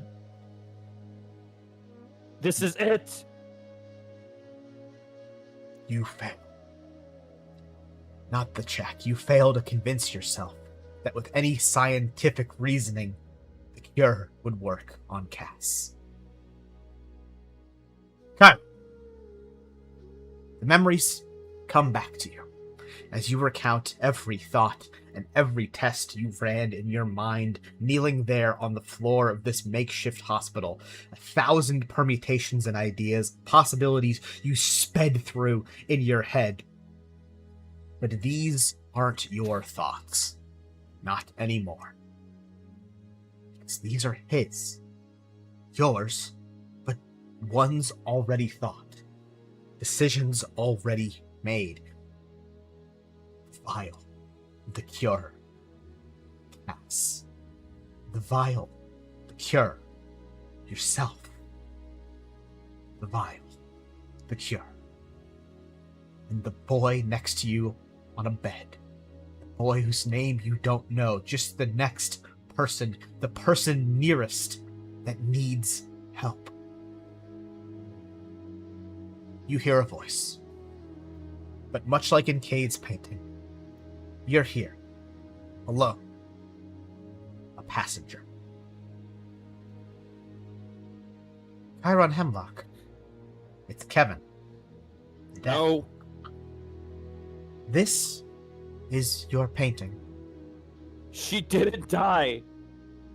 but it still lacks I can. the finishing touch. The last stroke, There is no finishing touch. the last stroke of the brush. You know what happens next. And, No. and in this exact moment, or absence of a moment, you are the only one who does. Or can. No. Chiron Hemlock. What happened to the vial?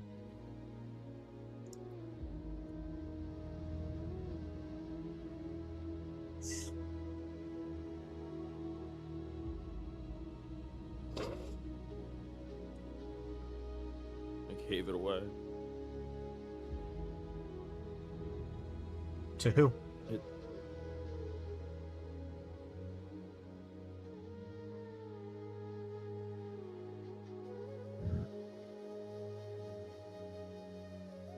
The person who needed it most.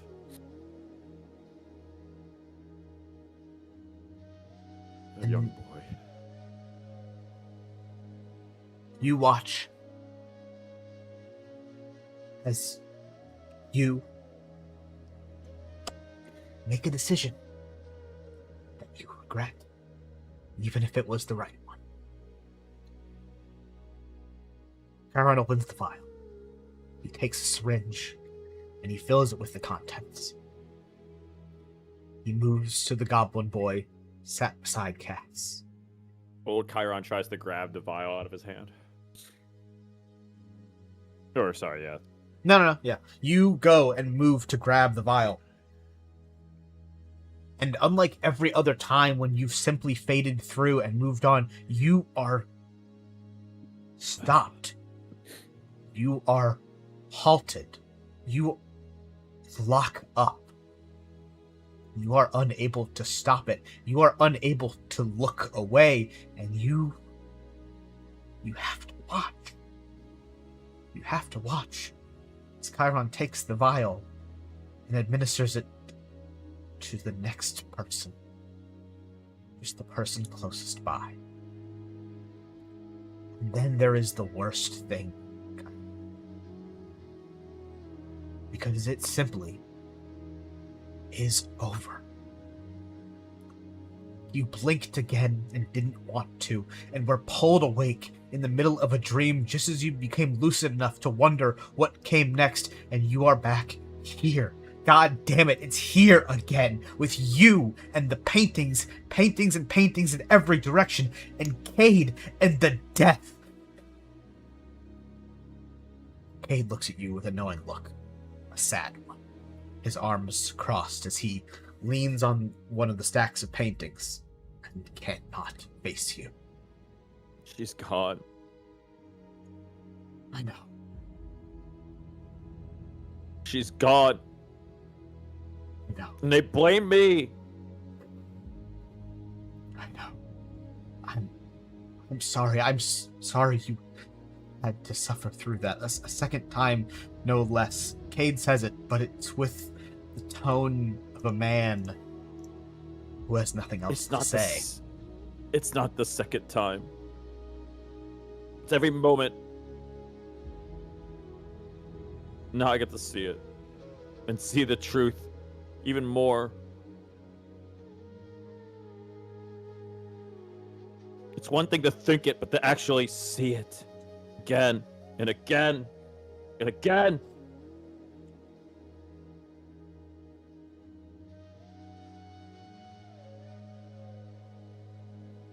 Cade breathes.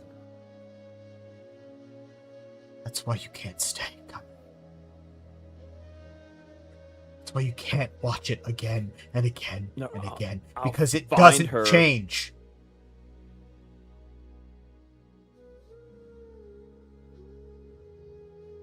There is an awkward Find her in silence between the two of you. As you exchange those last words with Cade. It's not adversarial, but it is intense as Cade has pushed himself off of the stack of books and takes a step towards you, but then just doesn't, as you insist that you will find her. She's not here, Chiron. There's no one here. There's me and them and no one else. There's nothing here, Chiron, because memories aren't people. People are there. And there are people that are waiting, and there are people that are wanting, and the waiting is on the other side, but the wanting are down there. And the waiting will wait, but the wanting need you. Cade Evanol, Kevin speaks, having seemingly waited at least an appropriate amount of time before interrupting. That is enough. Chiron Hemlock, the Death speaks, and taps their brush on the edge of the easel. I am afraid I must ask you a question now, as you are a complicated case. Chiron Hemlock is dead, and has been dead for quite some time. However, just as some individuals and their spirit remain, you died, and a substantially large portion of yourself chose to remain there. In your world, Chiron Hemlock is dead. However, Chiron Hemlock has been brought back to life. Yet, Chiron Hemlock is here, a place between life and death, a place typically reserved for the dead. So, Chiron Hemlock, I do not know what to do with you. And in these instances, I must ask you the question. Kevin points to a door that you could swear was not there before. A door that was certainly not there before. You may pass through that door, where everyone you know and have known that is no longer in the world of the living awaits you, where Cassandra Sagehold awaits you. Or you may return to the world of the living, where I cannot say what awaits you.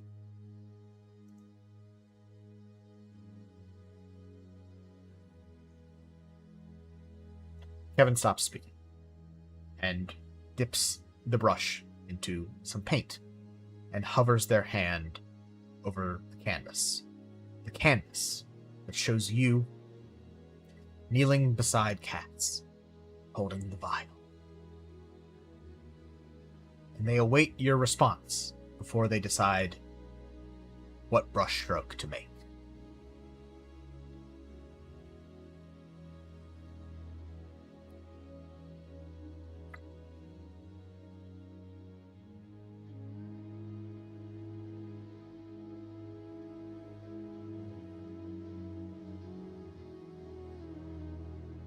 Cade remains quiet.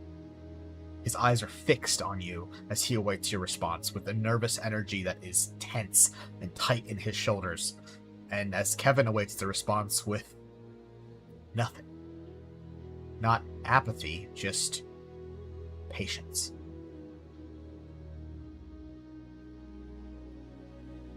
What do you do?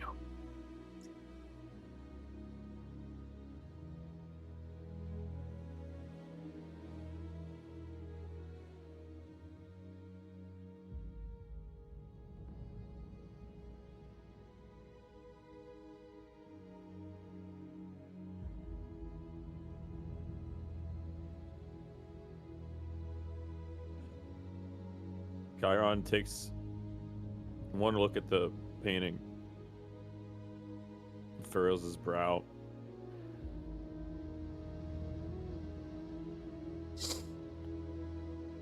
and even like kind of like contemplates, looking at the door, looking at the painting, looking at the door, looking at the painting.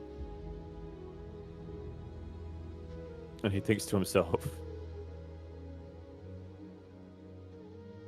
he like really remembers and cherishes everything that Cass has done for him. And he mutters the words, "Please live." She didn't get the chance to do it.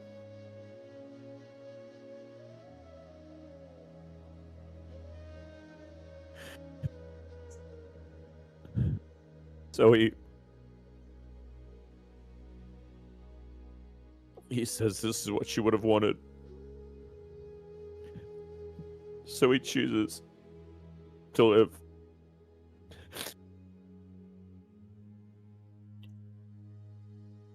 Chiron chooses So to I live.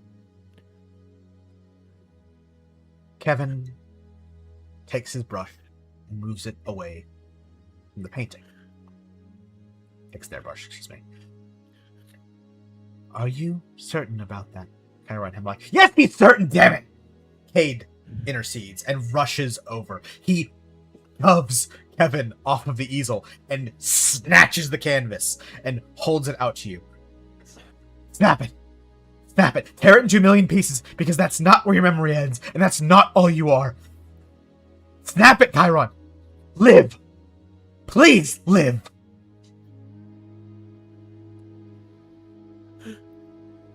Those people don't just want you back. They need you back. Chiron, you're the cure.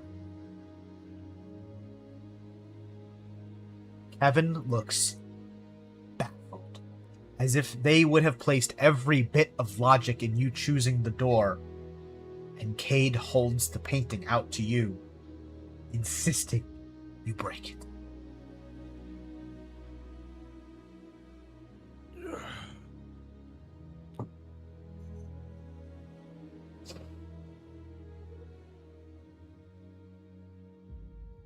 It's fitting. I rolled a d20. It was a 20 Yes! to attack the painting. You snap the painting? Yeah. I karate chop it or whatever. Smash it into a million pieces. Cade holds it out, and you just wrench at it, and it tears asunder, and it breaks not like a painting should, but like a fire bursting, and flows out in all directions as the paint leaves the canvas, as the color leaves, and the color finds you.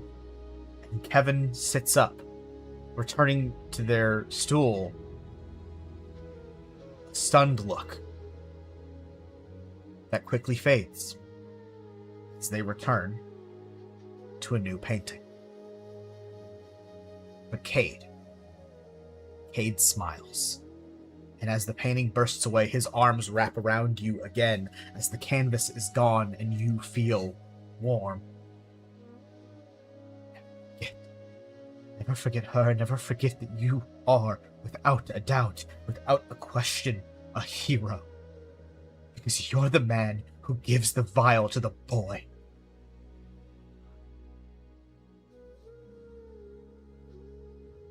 Love you, Cass. Do me a favor, Chiron. Tell Marin I'll find my way back. I will. And if I don't, I'll wait here until she's with me and we can walk through that door together. I'll tell her. I promise, Cade. No, you gotta do the it's not your fault handshake that we did earlier. I know you will. And then It might not come out the way you want it though. I'm not the best speaker. Then you're not there. Just Cade and Kevin. Somewhere. Somewhere in between life and death. But not you, Chiron. You are not. Cade Avenal, The death speaks. Why did you do that? And Cade does not reply. He will not remember that. You know he will not remember that. Messages cannot be taken back.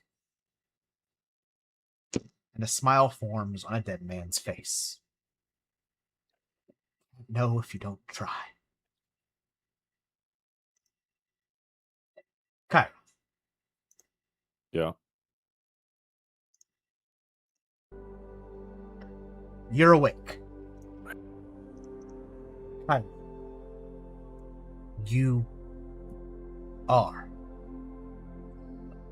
But it is not right to say you awaken because you were not asleep. You feel as if you've just woken up, like from a dream, roused from sleep. But you are not in a bed, and you were not dreaming. It is twilight here, wherever here is. But where here is familiar, is known. Chiron, you stand in, well, rather obviously, a graveyard. You can tell that because of the graves. And you stand there in this graveyard as a faint light trickles into the sky from a far-off sun, slowly tipping its way towards rising. You stand in clothes that are familiar, but foreign. Yours.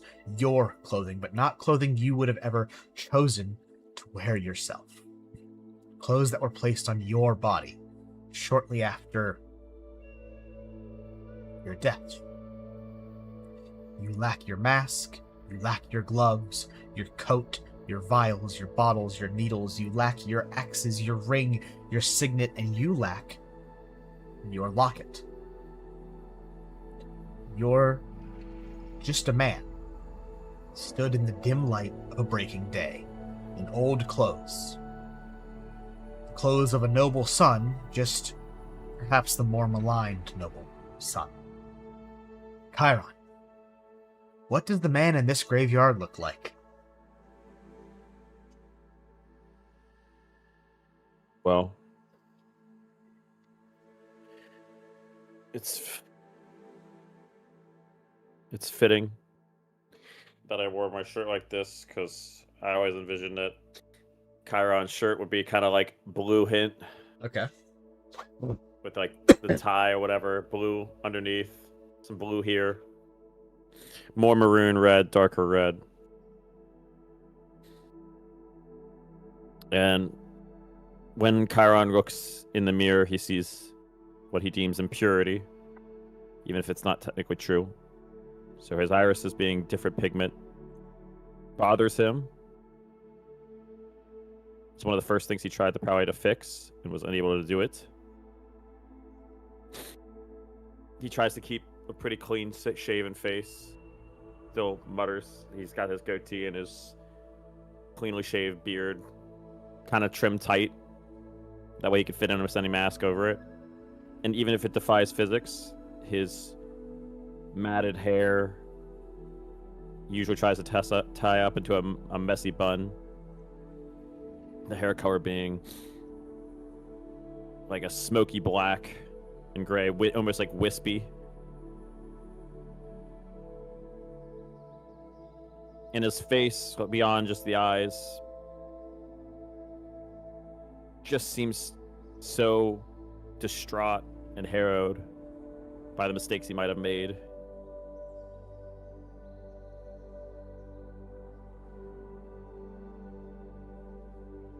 That's what the face of Chiron and a man of great shame would look like. Well, Chiron, as you take a moment, a dozen moments, to realize where you are and how you are without realizing how you've come to be here, just a man in a graveyard, you can't help but notice precisely where you are in that graveyard and what lies before you and what lies behind you. In front of you, as is all around you, really, but in front of you is a grave. Large, well-made, tall, with a square base and a detail, a carving running up along the headstone. Florals that have been carved to look as if they grow along the frame and reach up to a crest atop the stone. The same crest that sits on that pocket square in your pocket. And the name beneath it. Sagehold. Your eyes run down the stone to the names. The first of which, Cassandra Sagehold. Her name chiseled into the stone. The date of her death carved beneath it. 186 after shattering. Beneath that, Agnes Sagehold. The name you remember well, and perhaps the sight of it here in a place that means death, perhaps it twinges at your heart a bit, but perhaps not. Your mother, Agnes Sagehold, 188 after shatter, just 2 years after her daughter. And lastly, Balkan Sagehold, your father. That's not right to say. Your adoptive father. One who could have earned the title without a codifier. One who could have simply been called father. Could. But could does not mean would, or should, or did. Balkan Sagehold. 205 after shattering. For an elven man to outlive human counterparts in a purely scientific manner, there's little that surprises you about it. So perhaps it's the opposite.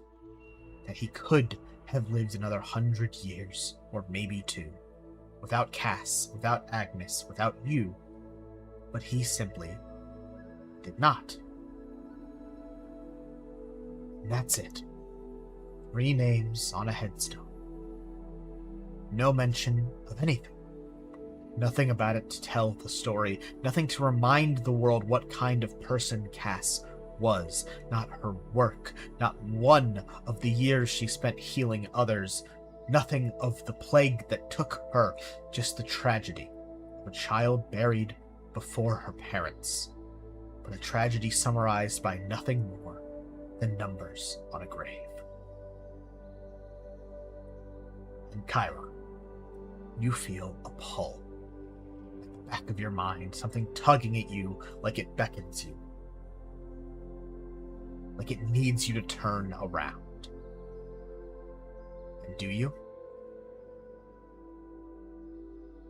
Can I palm Cassandra's gravestone first, and then turn after that? You reach out and run your fingers along the name, Cassandra Sagehold, tracing the letters on the stone. And then you loop your fingers back and trace the first 4 letters once more. Yes. And you turn to face another grave. Smaller, but still nice. Something beautiful in the simplicity. An evenly cut rectangular headstone that rises up to your hips. Stone that has been cleaned, just not the most recently. And a singular name printed into the stone. Chiron Sagehold. 186 after shatter. Because you didn't take the vial. Because you and Cass died together. Days apart doesn't matter, you and Cass died together. And here you rest. Not together.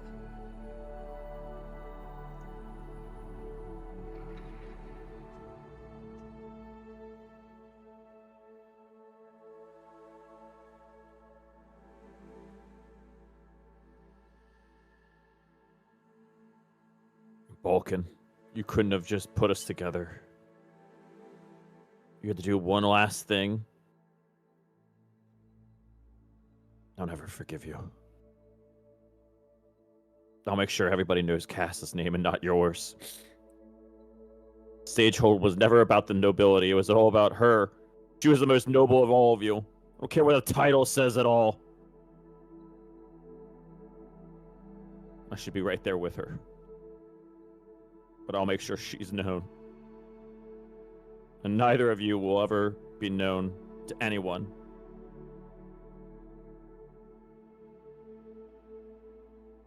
You hear a rustling, the clank of metal and the jangle of something old and rusty, and light begins to fill the graveyard. Perception check, please.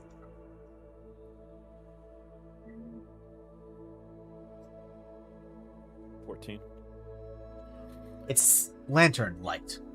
The sway of the chain that hangs from it being the noise you hear, as that dim amber light flows into the graveyard.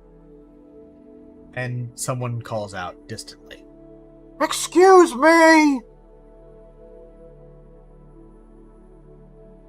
And rounding the corner, "Excuse me, sir. We, don't allow mysterious brooding before dawn, sir. You're gonna have to come back later. Or, we do late-night brooding, too." A somewhat shabbily dressed gravekeeper makes his way over to you, in a large hat and holding a lantern. A dwarven man who looks up at you, lifting the lantern to get a better look at you.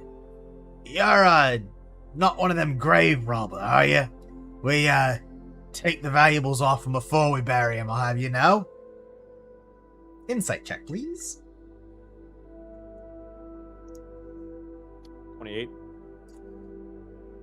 His other hand rests on a dirk tucked into the side of his belt, but you can tell just from the way this dwarven man stands, he does not intend to use it, but it is quite clear by his stance. A stance you figure you could sweep and pull the dagger from his side and use it against him in under a matter of seconds. It is clear the dagger is there to make him feel safe, not to threaten you. Mr. Dwarf, you're clenching a dagger with 3 of your fingers. Not very tightly, very loosely. You're probably around, I don't know, pretty young for a dwarf. I can tell by the skin molecules on your face. I would suggest that you put that down before I take it from you and throw it down for you. I will visit this place whenever I want. And I will leave right now if you need me to. But do not bring a weapon near me ever again.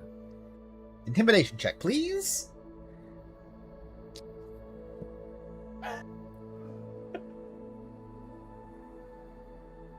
It's like a 4. It's a nat 1, and I have a -1, so it's literally It's a nat 0.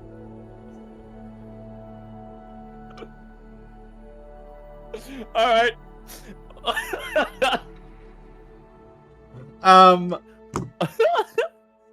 You say what are intimidating words, is what I'll say, like point blank.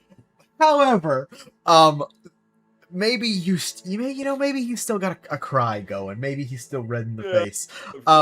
And the dwarf looks at you with just so much confusion. Right then. And the dwarf man sort of takes a step back and adjusts a bit in his place. He moves his hand off of the dagger, but does not throw it to the ground. And he kind of like looks around left, looks around right, and he moves his lantern and he inspects the grave in front of you, gesturing to the name. Your name. Partially your name. Friend of yours then, is it? Family? Yeah, you could say that. Well, mister, I'm afraid you have to move along there. You're clearly going through something, but like I said, we ain't open for brooding and observing till dawn.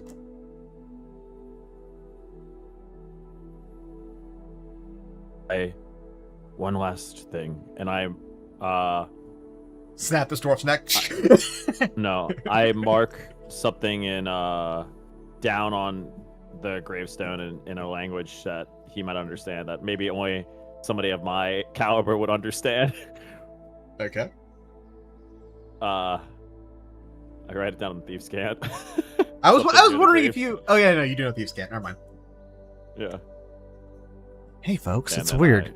Chiron in the finale didn't know Thieves' Cant, but Chiron now knows Thieves' Cant. That's interesting. What do you place in Thieves' Cant beneath your name on the grave?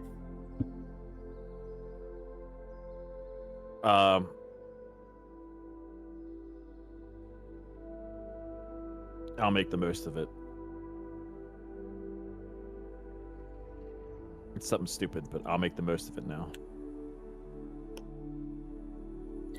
You go to deface a grave in front of the gravekeeper, and he's like, ah! And then just kind of is like, am I getting paid enough to fight this crazy guy right now? And he kind of just lets you do it. And then I give one last wave to Go for it. Yeah. pass his grave, and then I walk out. Just to... I mean, I would try to get like flowers. I just don't want to just start stealing flowers. Right. But Yeah. Oh no, I like this more. You do that, and you add your note to the grave, and the dwarven man stands there, and honestly, unaffectively lets you do it. And then you begin to move away, and you give the wave, and he just looks at you and lets you go. So what the fuck is he gonna do? Chiron. You exit a graveyard onto cobblestone streets. You have no money, no weapons, and nothing of you. Not even your mask. Just your body, your mind, your heart, and the city of Haven, where you were born, where you were raised, albeit just outside the city at Sagehold Manor, where you and Cass played, where you and Cass learned, where the plague was. Some 40-odd years ago now. The city where you died. What do you do?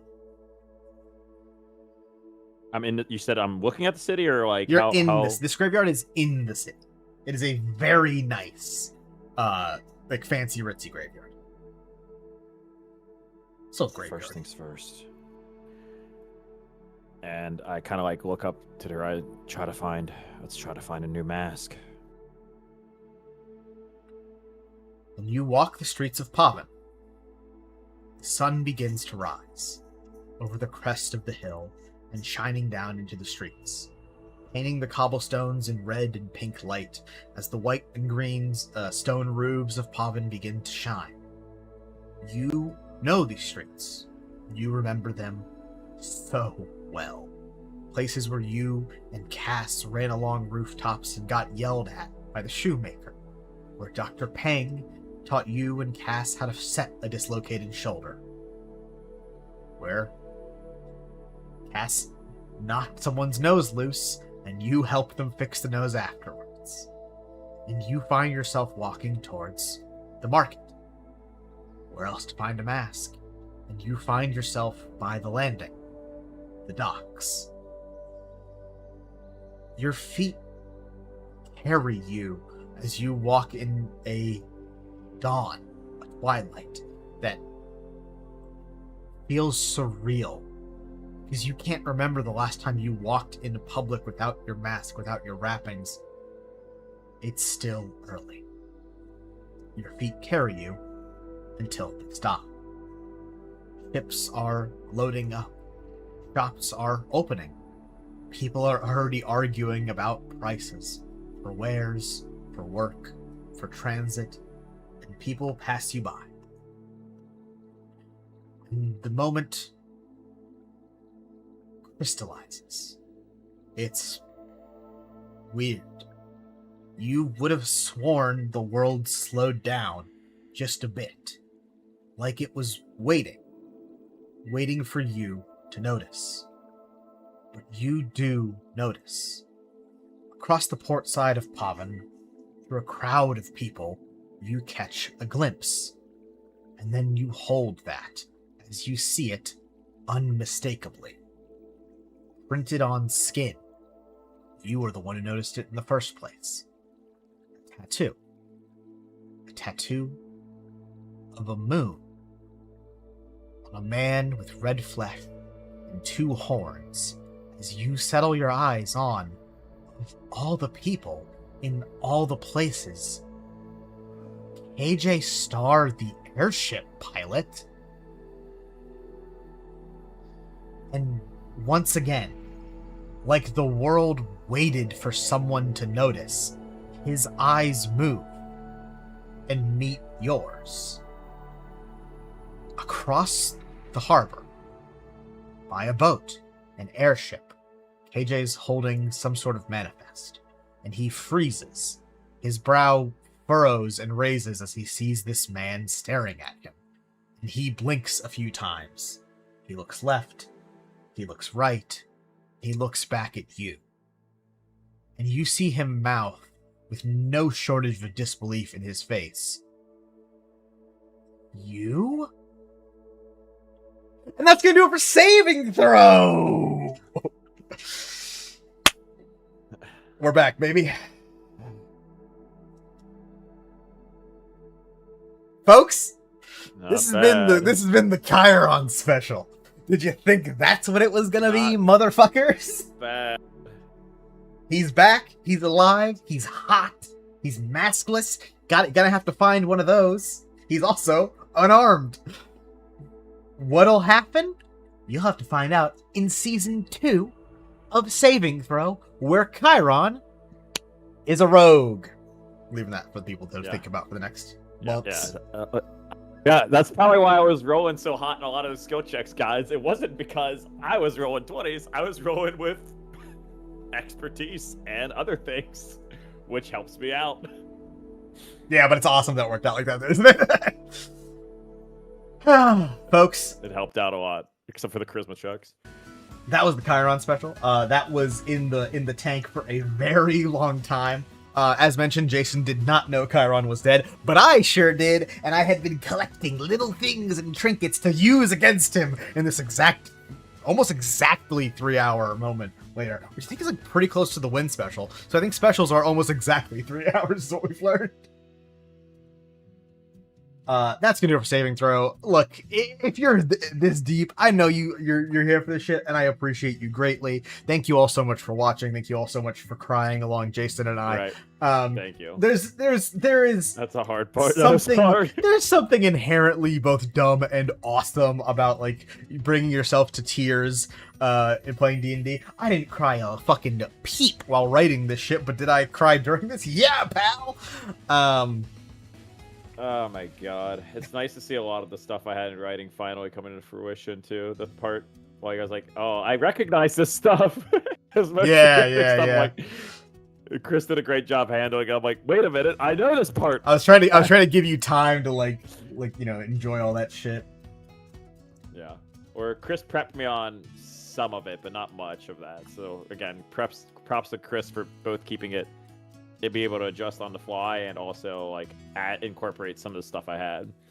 So it was a nice balance. So I was able to help out, and he did a great job. Man, fucking young cat Cassandra, I did not expect though. Oh yeah, dude. Don't worry, I had that shit ready for you. Okay. I unfortunately don't have a great setup for art here, so we're gonna have to do it like this. So you're not able to see most of myself or Jason. I can figure it a little bit. But it'll look better in the edit, because Zach will have to do that. Of course. Yeah, Zach, we're done. It's fine. But yes, that has been the Chiron special. I'm very excited for season 2 and all the shit it'll bring for Chiron as well as the rest of our cast. I should also mention, while you're here, I mean, I'm sure everyone watching the fucking Chiron special is aware of this, but Endless Sea of Occur, our second D&D show, starts a week from today. It's not D&D, it's Saga Heart, but still. Crazy. And so if you want more emotional trauma, I got you. I got you loaded up, dog.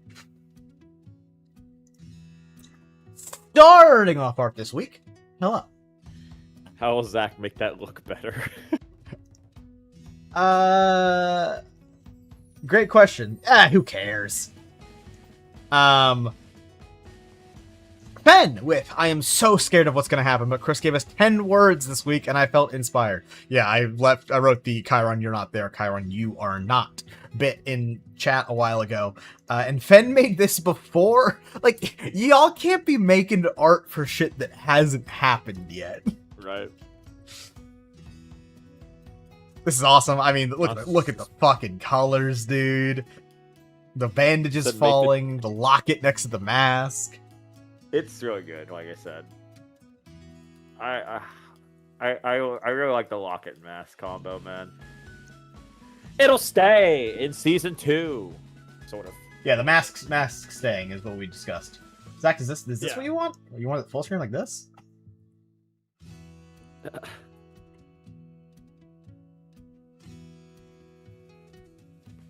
You're clipping off some of the art. Oh, was I? Shit. How do I do this? You got it. Hang on, let me test something. Okay, no. I see what I have to do. Wait, really? That's doing that? Interesting. This is why I don't run streams. This is why it's Zach's fucking job. Man, if only I would have intimidated that fucking stupid gravesite guy, because I would have did the rogue thing like in a cooler way if I intimidated him. I would have stole the knife off of him and be like, yeah, that is why I gave him a knife. Like, I know exactly. Like sometimes I'm like, oh, you're really like laying this up here to like showcase that I'm a rogue now. Yeah, but also like I don't know. Did it make sense to steal a knife from that poor guy? No, but it would have been cool, and I would have been like, it's mine.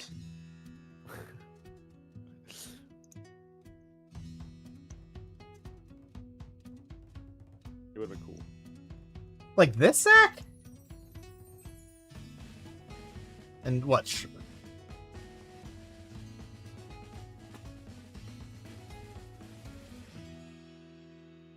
Waiting. Hello. Bro, no. I'm making the art on top. I can't. Like, I'm not doing this shit. Cutting all that shit. Okay. You're not gonna see our faces. Get over it. Just put yourself put the webcams on the top. Ignore the layout and then just maximize the thing. Put yourselves in like the bottom left and bottom right corner, so it'll be smaller. Yeah, like that. Fine, but I'm not happy about it. Okay. Well, it'll be easier for me to try and Fine, do something. You're right. You're right. Thank you. I appreciate that. Great work. Goodbye. Is that better, or do you need to move the art? I think this fits now. Yeah, that's good. That's good. Thank you. Number one Chiron Hemlock fan, Instant Noodle. Sorry about it, pal. Hello! I'm so excited for the stream and cannot wait to see what happens and probably experience a lot of emotional pain. I was unfortunately struck with the art block right before. My favorite character's episodes only have one piece of art this time. Y'all. Good job. Yeah, don't Good job, don't Noodles. apologize Good job, for that Ben. shit. I figured there would be enough sadness in the actual episode, so I drew Chiron relaxing in the garden with some fireflies. And, sorry, what's this? No sadness, you say? This is a ghost behind him! Yeah, it's a ghost! A ghost. This is awesome. Fireflies would have been good. I should have thought about that. This is awesome, and as you can see now, paid off. How many times did I want to add more? Like, I played a moment out, I'm like, fuck, I should have added that, like, specific detail, man. Yeah, but it's better to leave some stuff left to the imagination or unsaid. It's typically what I've found during this. Waddle Dee with, what a lovely boy. Hopefully nothing bad happens to him. It's Chiron. Oh, is this child Chiron in a Minions shirt and with a lollipop and the spinny hat? It was before the thing, though. He's before Chiron. He's only 3 apples tall. He's a tiny little baby boy. That's right. Scat Ratman. With some Chiron doodles. We have Mr. Zog. I don't feel so good. And Chiron. Hey. Chiron came back to life. I know what you're talking about. Oh, the one. And Chiron's many masks, including the flower mask, the smiley mask, swirly mask. Do you have a goat mask at some point? I honestly, I'm showing my, like, I don't know how many fucking mask designs I ran. Yeah, that's came fine. up with. I might have came up with a ghost. I remember some of them. It's been over, like, what, 2 or 3 years? Yeah. So you usually have No, dude, we're approaching 4. And somebody's gonna be like, "You've already used that mask." I'm like, "Okay." Well, luckily we gave you a hard reset here, so you can everything you say now is just new. Toast, Thanatos, with, I have less than I wanted for this, but 1, working on a cast design. And we see some doodling and noodling on a cast design. She's the bee's knees. Oh, I see. You took Darmay's height. I don't get what you took from Alistair. I guess the smile. Yeah, I like the flowers in the hair and the braids. And also taller than Chiron. That's good. Even though Chiron's like regular height. I guess half elves are tall. I'm regular, yeah. Yeah, half house might be tall. I don't know. Who knows? Second is a good. Chiron painting based on a cool image I found. I can't read and do that at the same time. And it's Chiron clutching the locket, but it's over the heart. That's good shit. Also appropriate because at the time he was fixing a heart. Bro, did you just do a full fucking skeleton like through Yeah, the paint? it's unbelievable, right? Like Toast just flexing. And lastly, we have, and I believe this is this Cass and Cade, or is this a Cass and Chiron painting? I guess before we knew what Chiron. Oh no, he's hot. I will say for Chiron's dock, because people were asking, I think I have blue and green heterochromia. Is that correct? So one eye blue, one eye green. Is that what I showed you? Is that correct, or am I wrong? I'll check back with you on that. Okay, we'll check. Chiron will. I know one of the eyes is green. Yeah. Jason will confirm later. For all it might have been pink or blue. I forget which one it was. Constellation's old stream with no song. I fear the writer brain has abandoned me. You're so unbelievably fine. You've made so many. Hopped on the board of the cast design train. Now, did I put her in the same color as Dharma? Yeah, but it felt right. Something the person you failed to save and the person you did. This. I like the, metal bodice business. It's also plants. Very clever. Yeah. Especially because, like, we ended up, cats being plant relevant. Bro, that was the hardest thing to fucking play. A fucking child? Yeah. Really? That's so hard. I was like, before he's like, what? Before he goes fucking crazy? Yeah, when he's just a scared little kid. Yeah. And speaking of Dharma, here's a Dharma cosplay, a closet cosplay with stuff I did. Oh, the second image is. Why are you doing this to me? Yeah. No. Oh, right. Oh, the mask too. Yeah, well, they Constellation made a mask before, so they have that. Oh, you even braided your hair for that? Fuck yeah, brother. What are you cosplaying? Oh, you don't know Dharma Ondal from the hit podcast Saving Throw, idiot. Thank you so much, Constellation So Stream. That's good. Will Ben with hello. If I hadn't misplaced my notepad with my Arc 3 cards, I would have made a Chiron-based showcase. Say however, it's in place. I'll share my AO3 contribution. That's my take on what happened to Troton and Emil during season finale. Okay, I am not going to read this. I realize that's weird, but explicitly I didn't want to do art that was for everyone on this one. I wanted it to be Chiron specific. So please repost this when it's season 2 time. Thank you. Also, I thought you were gonna say like we're gonna find out what happened to Emil and that we don't know what's up with them. Yeah. I guess that so it'll be more even fun. I mean, Will Ben more fun. It might be. Yeah. Will Ben doesn't know that, so he's he's adding it in there, but it'll be kind of fun to. It'll be fun to compare them up, I think too. I mean, will I be reading this after this? Yeah, of course I will. What? Someone posted we have crossed the 69 threshold of fanfictions for Saving Throw on AO3, which is an insane thing to me. And I think I've read probably close to 50 of them because a lot of them are something I can read quickly, which is nice and fun. But yeah, actually unbelievable. Needed nothing with I'm extremely excited but also terrified. We have one Dharma holding on to Chiron's locket. You made her so sad. I mean, I know she's mourning, but she's so sad. Let the poor woman be less sad. No. Hey, you got a little bit of Dharma screen time today, guys. It's gotta pay off. It's gotta pay off huge. Don't worry. It's gonna pay off huge. 2, Chiron animation. Look at that cape flapping. This is gonna go on. Oh fuck! I should make like a load screen with like shit like this and the flying ash that Toast made. And then mementos of loved ones. Ooh. The cape flow. The cape flow. Yeah, the cape flow's sick. The mementos of love. The mementos of love. The mask, the bandages, and the locket. And the lyrics they said were from Euthanasia by Will Wood, who I'm not familiar with. Man, these cast designs are crazy. I know. I love all the different cast designs. The different interpretations. Yeah. Because also, like, I'm probably not gonna commission official cast art because I like that she's in memory. Yeah, it's nice to have a kind of like a more open interpretation of like what you could do. Yeah. I think too. Sorry, I took my medicine that I forgot to take earlier. Exodus Destiny with Darme, Chiron, and TL drawings, and my first ever music I've made. The 2 sketches are done after I hurt my hand falling from the stairs too. Ouch. You alright? Yeah, I believe they said earlier that like they weren't going to finish these drawings because their hand hurt, but I believe they're okay.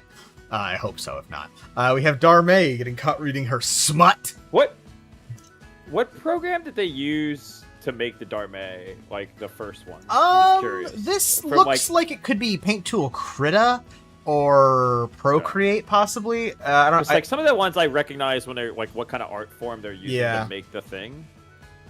If anyone in chat happens to know, I don't believe Exodus is awake because I think they live in Italy, so their timing is weird. Actually, they might be awake because we did it so early. And then we have the Chiron. Yeah, the Chiron's pretty fucking dope. Oh, it's got he's a super rare. Fuck yeah, dude. Hell yeah, that's awesome. NTL being all evil. The nightmare that is drawing a bow. I hope it gets correct. Bro, if Marin was not there, I would have fucking smacked that fucking punk bitch.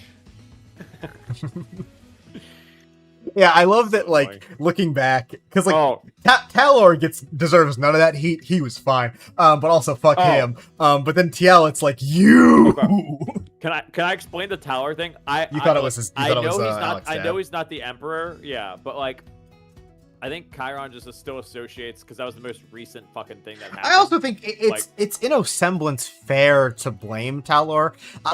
I've pretty handedly said that, like, he is not a bad person, like, and he meant well with the Shadow Guard, but it is still his thing, and it is still a huge core part of the problem. So, like, I don't think it's, I think it's personally reasonable.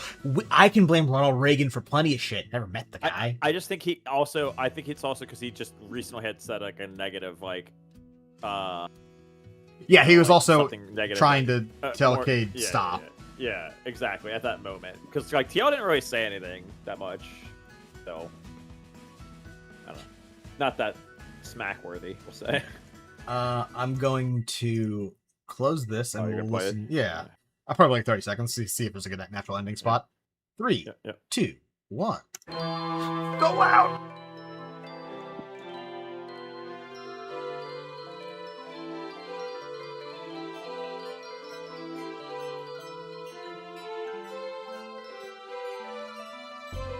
Ooh.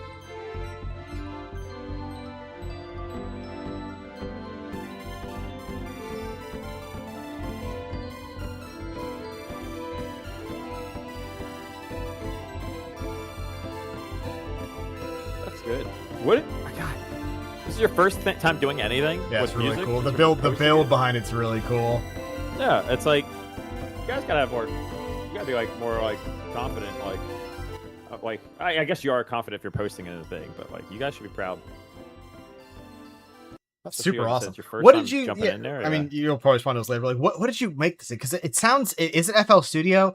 I've been playing Offbeat, which is a game on Steam. I highly recommend if you're interested in music at all. I don't know how to make music even the slightest, but I find it fascinating. Where it's like you basically make little tunes and songs out of like toys and like sound effects like that. It's super cool. I'm guessing this is FL Studio, which is like a very common and free like music software, which is everyone recommends to the end of the earth. I can't speak for it, but apparently it's fucking awesome. So yeah. Tempa Cody in chat says I love how sparkly it sounds. Sparkly's a great word for it. I think with light, that's very a pro. Yeah. Herlock Gnomes with some doodles. We have a Chiron, a Win, and an Alistair. And appropriately, it's a big Chiron for Chiron's big day. Win special was Win's big day out. This one was titled in my thing as Chiron Alone, which is a reference to Zuko Alone, which is one of the best episodes of Avatar. In reality, that title doesn't really make any sense. So Zach and I were messing around with, like, the man beneath the mask and stuff like that. I also like the man and the mask, which I think is also cool. Thank you. Love the sketchbook drawings have like a special place in my heart, even though I've never really sketched that much. I'm not a sketcher. You know, I did like college when I needed to for like, art class and shit, but like I've never. Physical art is not my forte. Digital art's much more my forte. Anytime shading is needed, I'm like, I'm fucking done. I'm out of here. I'll see you guys later. I just can't shade or shit. Concept of Time with It's His Special Day. Here's a Chiron cursor set. If you'll allow me a personal aside, Chiron has had much more impact on me than I ever expected. Genuinely, watching him makes me feel less weird and alone when I go off on some medical tangent, when I need to hide from people and cover myself up and do my own thing, when I accidentally derail a normal dinner time conversation into making people confront their mortality, or when I'm forced to get over my usual state of being an avoidant bitch and stay by the side of a friend. Edit. You made Cass so much like her. Fuck you forever. Lighthearted. It has been less than a month since I finished binging season 1. I am so ready for Endless Sea of Occur and season 2. I will see you all there. The fact that first of all, I have no concept for how making a cursor set works. Like, I get that you can replace a cursor, but like making one to me is fascinating. This shit does it for me in such a major MySpace era way, like the MySpace fire text way. These are so fucking sick, and the fact that you made them for, I believe, 3 characters now, definitely 2, I know there's TL and Chiron, is unbelievably sick. I mean, like, and thank you so much for being willing to share that. Yeah, it's crazy. I just learn every time like somebody does something. I'm like, oh well, I can't do another thing. I can't do. Yeah, I know. I mean, I've said it before, but like the numbers of different mediums of which we have received art for Save and Throw is so sick. Like, we got cursors, we have music, we have traditional like drawn whatever art. It's just so funny to me. We got fucking cosplays and people making like stuffed figures and meeples. Like it's y'all are incredible. Like, that's God. A board game. That's a board game. Fucking saying meeple. Yeah, that's what they're called, isn't it? Like anything like little like. I know. It's just because Toon IRL made them for everyone. I think also the Victim Answer, which is awesome. Naomi with hi. I meant to have the Chiron Sandy E done this week, but things got busy and our fight was ending, so I drew some eyes instead, and we have the eyes of the party. Well, luckily for you, you'll be able to fill those Chiron eyes in now that we know what his look like. Boom! That's synergy. It's true. Techno with Kinmar is that way. The moment that really struck me, so I decided to do an art about it. I didn't catch a proper description of the clearing. It wasn't relevant. And obviously the sun wasn't there, so you can think of this as a metaphor. I imagine the dark skeletal trees surrounding everything in this eternal night, and then out in the distance at Kinmar, the sunrise, or at least the promise of one. Anyway, definitely not emotional pain right now. I don't know what you're talking about. I feel normal and good. And then Kinmar is that way. Yeah, it's the same thing with the Marin scene in the Wind special, where I was like, do I want to do a prolonged Cade thing in this? Because it isn't really about him. Yeah. But, like, I think that I'll just flat out say this, part of my thing with the heroes is that all of them in some way are echoed by our main cast. And that doesn't just stand for the 5 party members, but it's everyone. And there's a bunch of connections like that. And I mean, people clocked this a long time ago. Cade as the dead guy and Chiron as the dead guy are inherently linked. And that was part of my whole plan. This is awesome. I can't believe a thing I said like 4 times got art that fast. You're the fucking goat. Novatuna with so funny. I'm gonna throw up. I love saving throw with another cast design.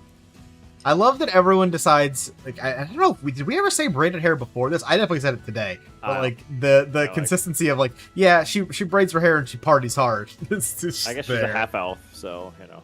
Yeah, that's definitely got like an elf whimsy to it. a frame from an animatic I'm working on, which I'm guessing this is a live Chiron and Cass. I would Have to assume. Yeah. In a sketch I managed to in these trying times. We're gonna take a blood up! Yeah, big part of the whole thing for me was like, you know, Cass and Chiron are these like refuges of childlike whimsy and like actually having a childhood for each other. It's just, you know, that's growing up, baby. That's D&D. That's character work. That's character. That's world building. And Naomi following up from earlier with, oh, I've got to share this for my animatic. The scene is so pretty and has most of the color variation of any of the frames I drew for the animatic. Yeah, well, I have a distinct feeling I know what's going on here, as I'm guessing that is the magic leaking into the sky, and Chiron, Isanomo. Yeah. That's gonna hit like very similar to the Win animatic. I'm sure that whenever you post Sammy, it will hit like bricks. Verathena with, I couldn't fucking draw from all the tears in my eyes. How dare you? Also, a rogue? Sorry for any inaccuracies. I started working on this before we got a concrete description of Chiron's appearance. Lol. Don't apologize. Stop apologizing! Also, it's interpretive. Like, it's... You can tell me any of the art we commissioned Nez for is wrong, and I'll be like, yeah, that's fine. That's your prerogative. And of course... And I knew this was gonna hit. We got fucking Chiron and Cass eating the cookies on the roof, baby. Cookies before Din Din? Let's go. I'm so hungry. I'm gonna crush food after this. Thank you so much, Verathena. Fen with Stream Doodles, but my hands were shaking the whole time. Shout out to Kevin, the big Kev dog. We have Kevin, we have Cade. You blink and you wish you hadn't. Instead of heterochromia, they wrote homophobia, a classic bit. Fucking Kevin, man. Oh, baby. And Agnes and Balkan don't get faces because fuck them.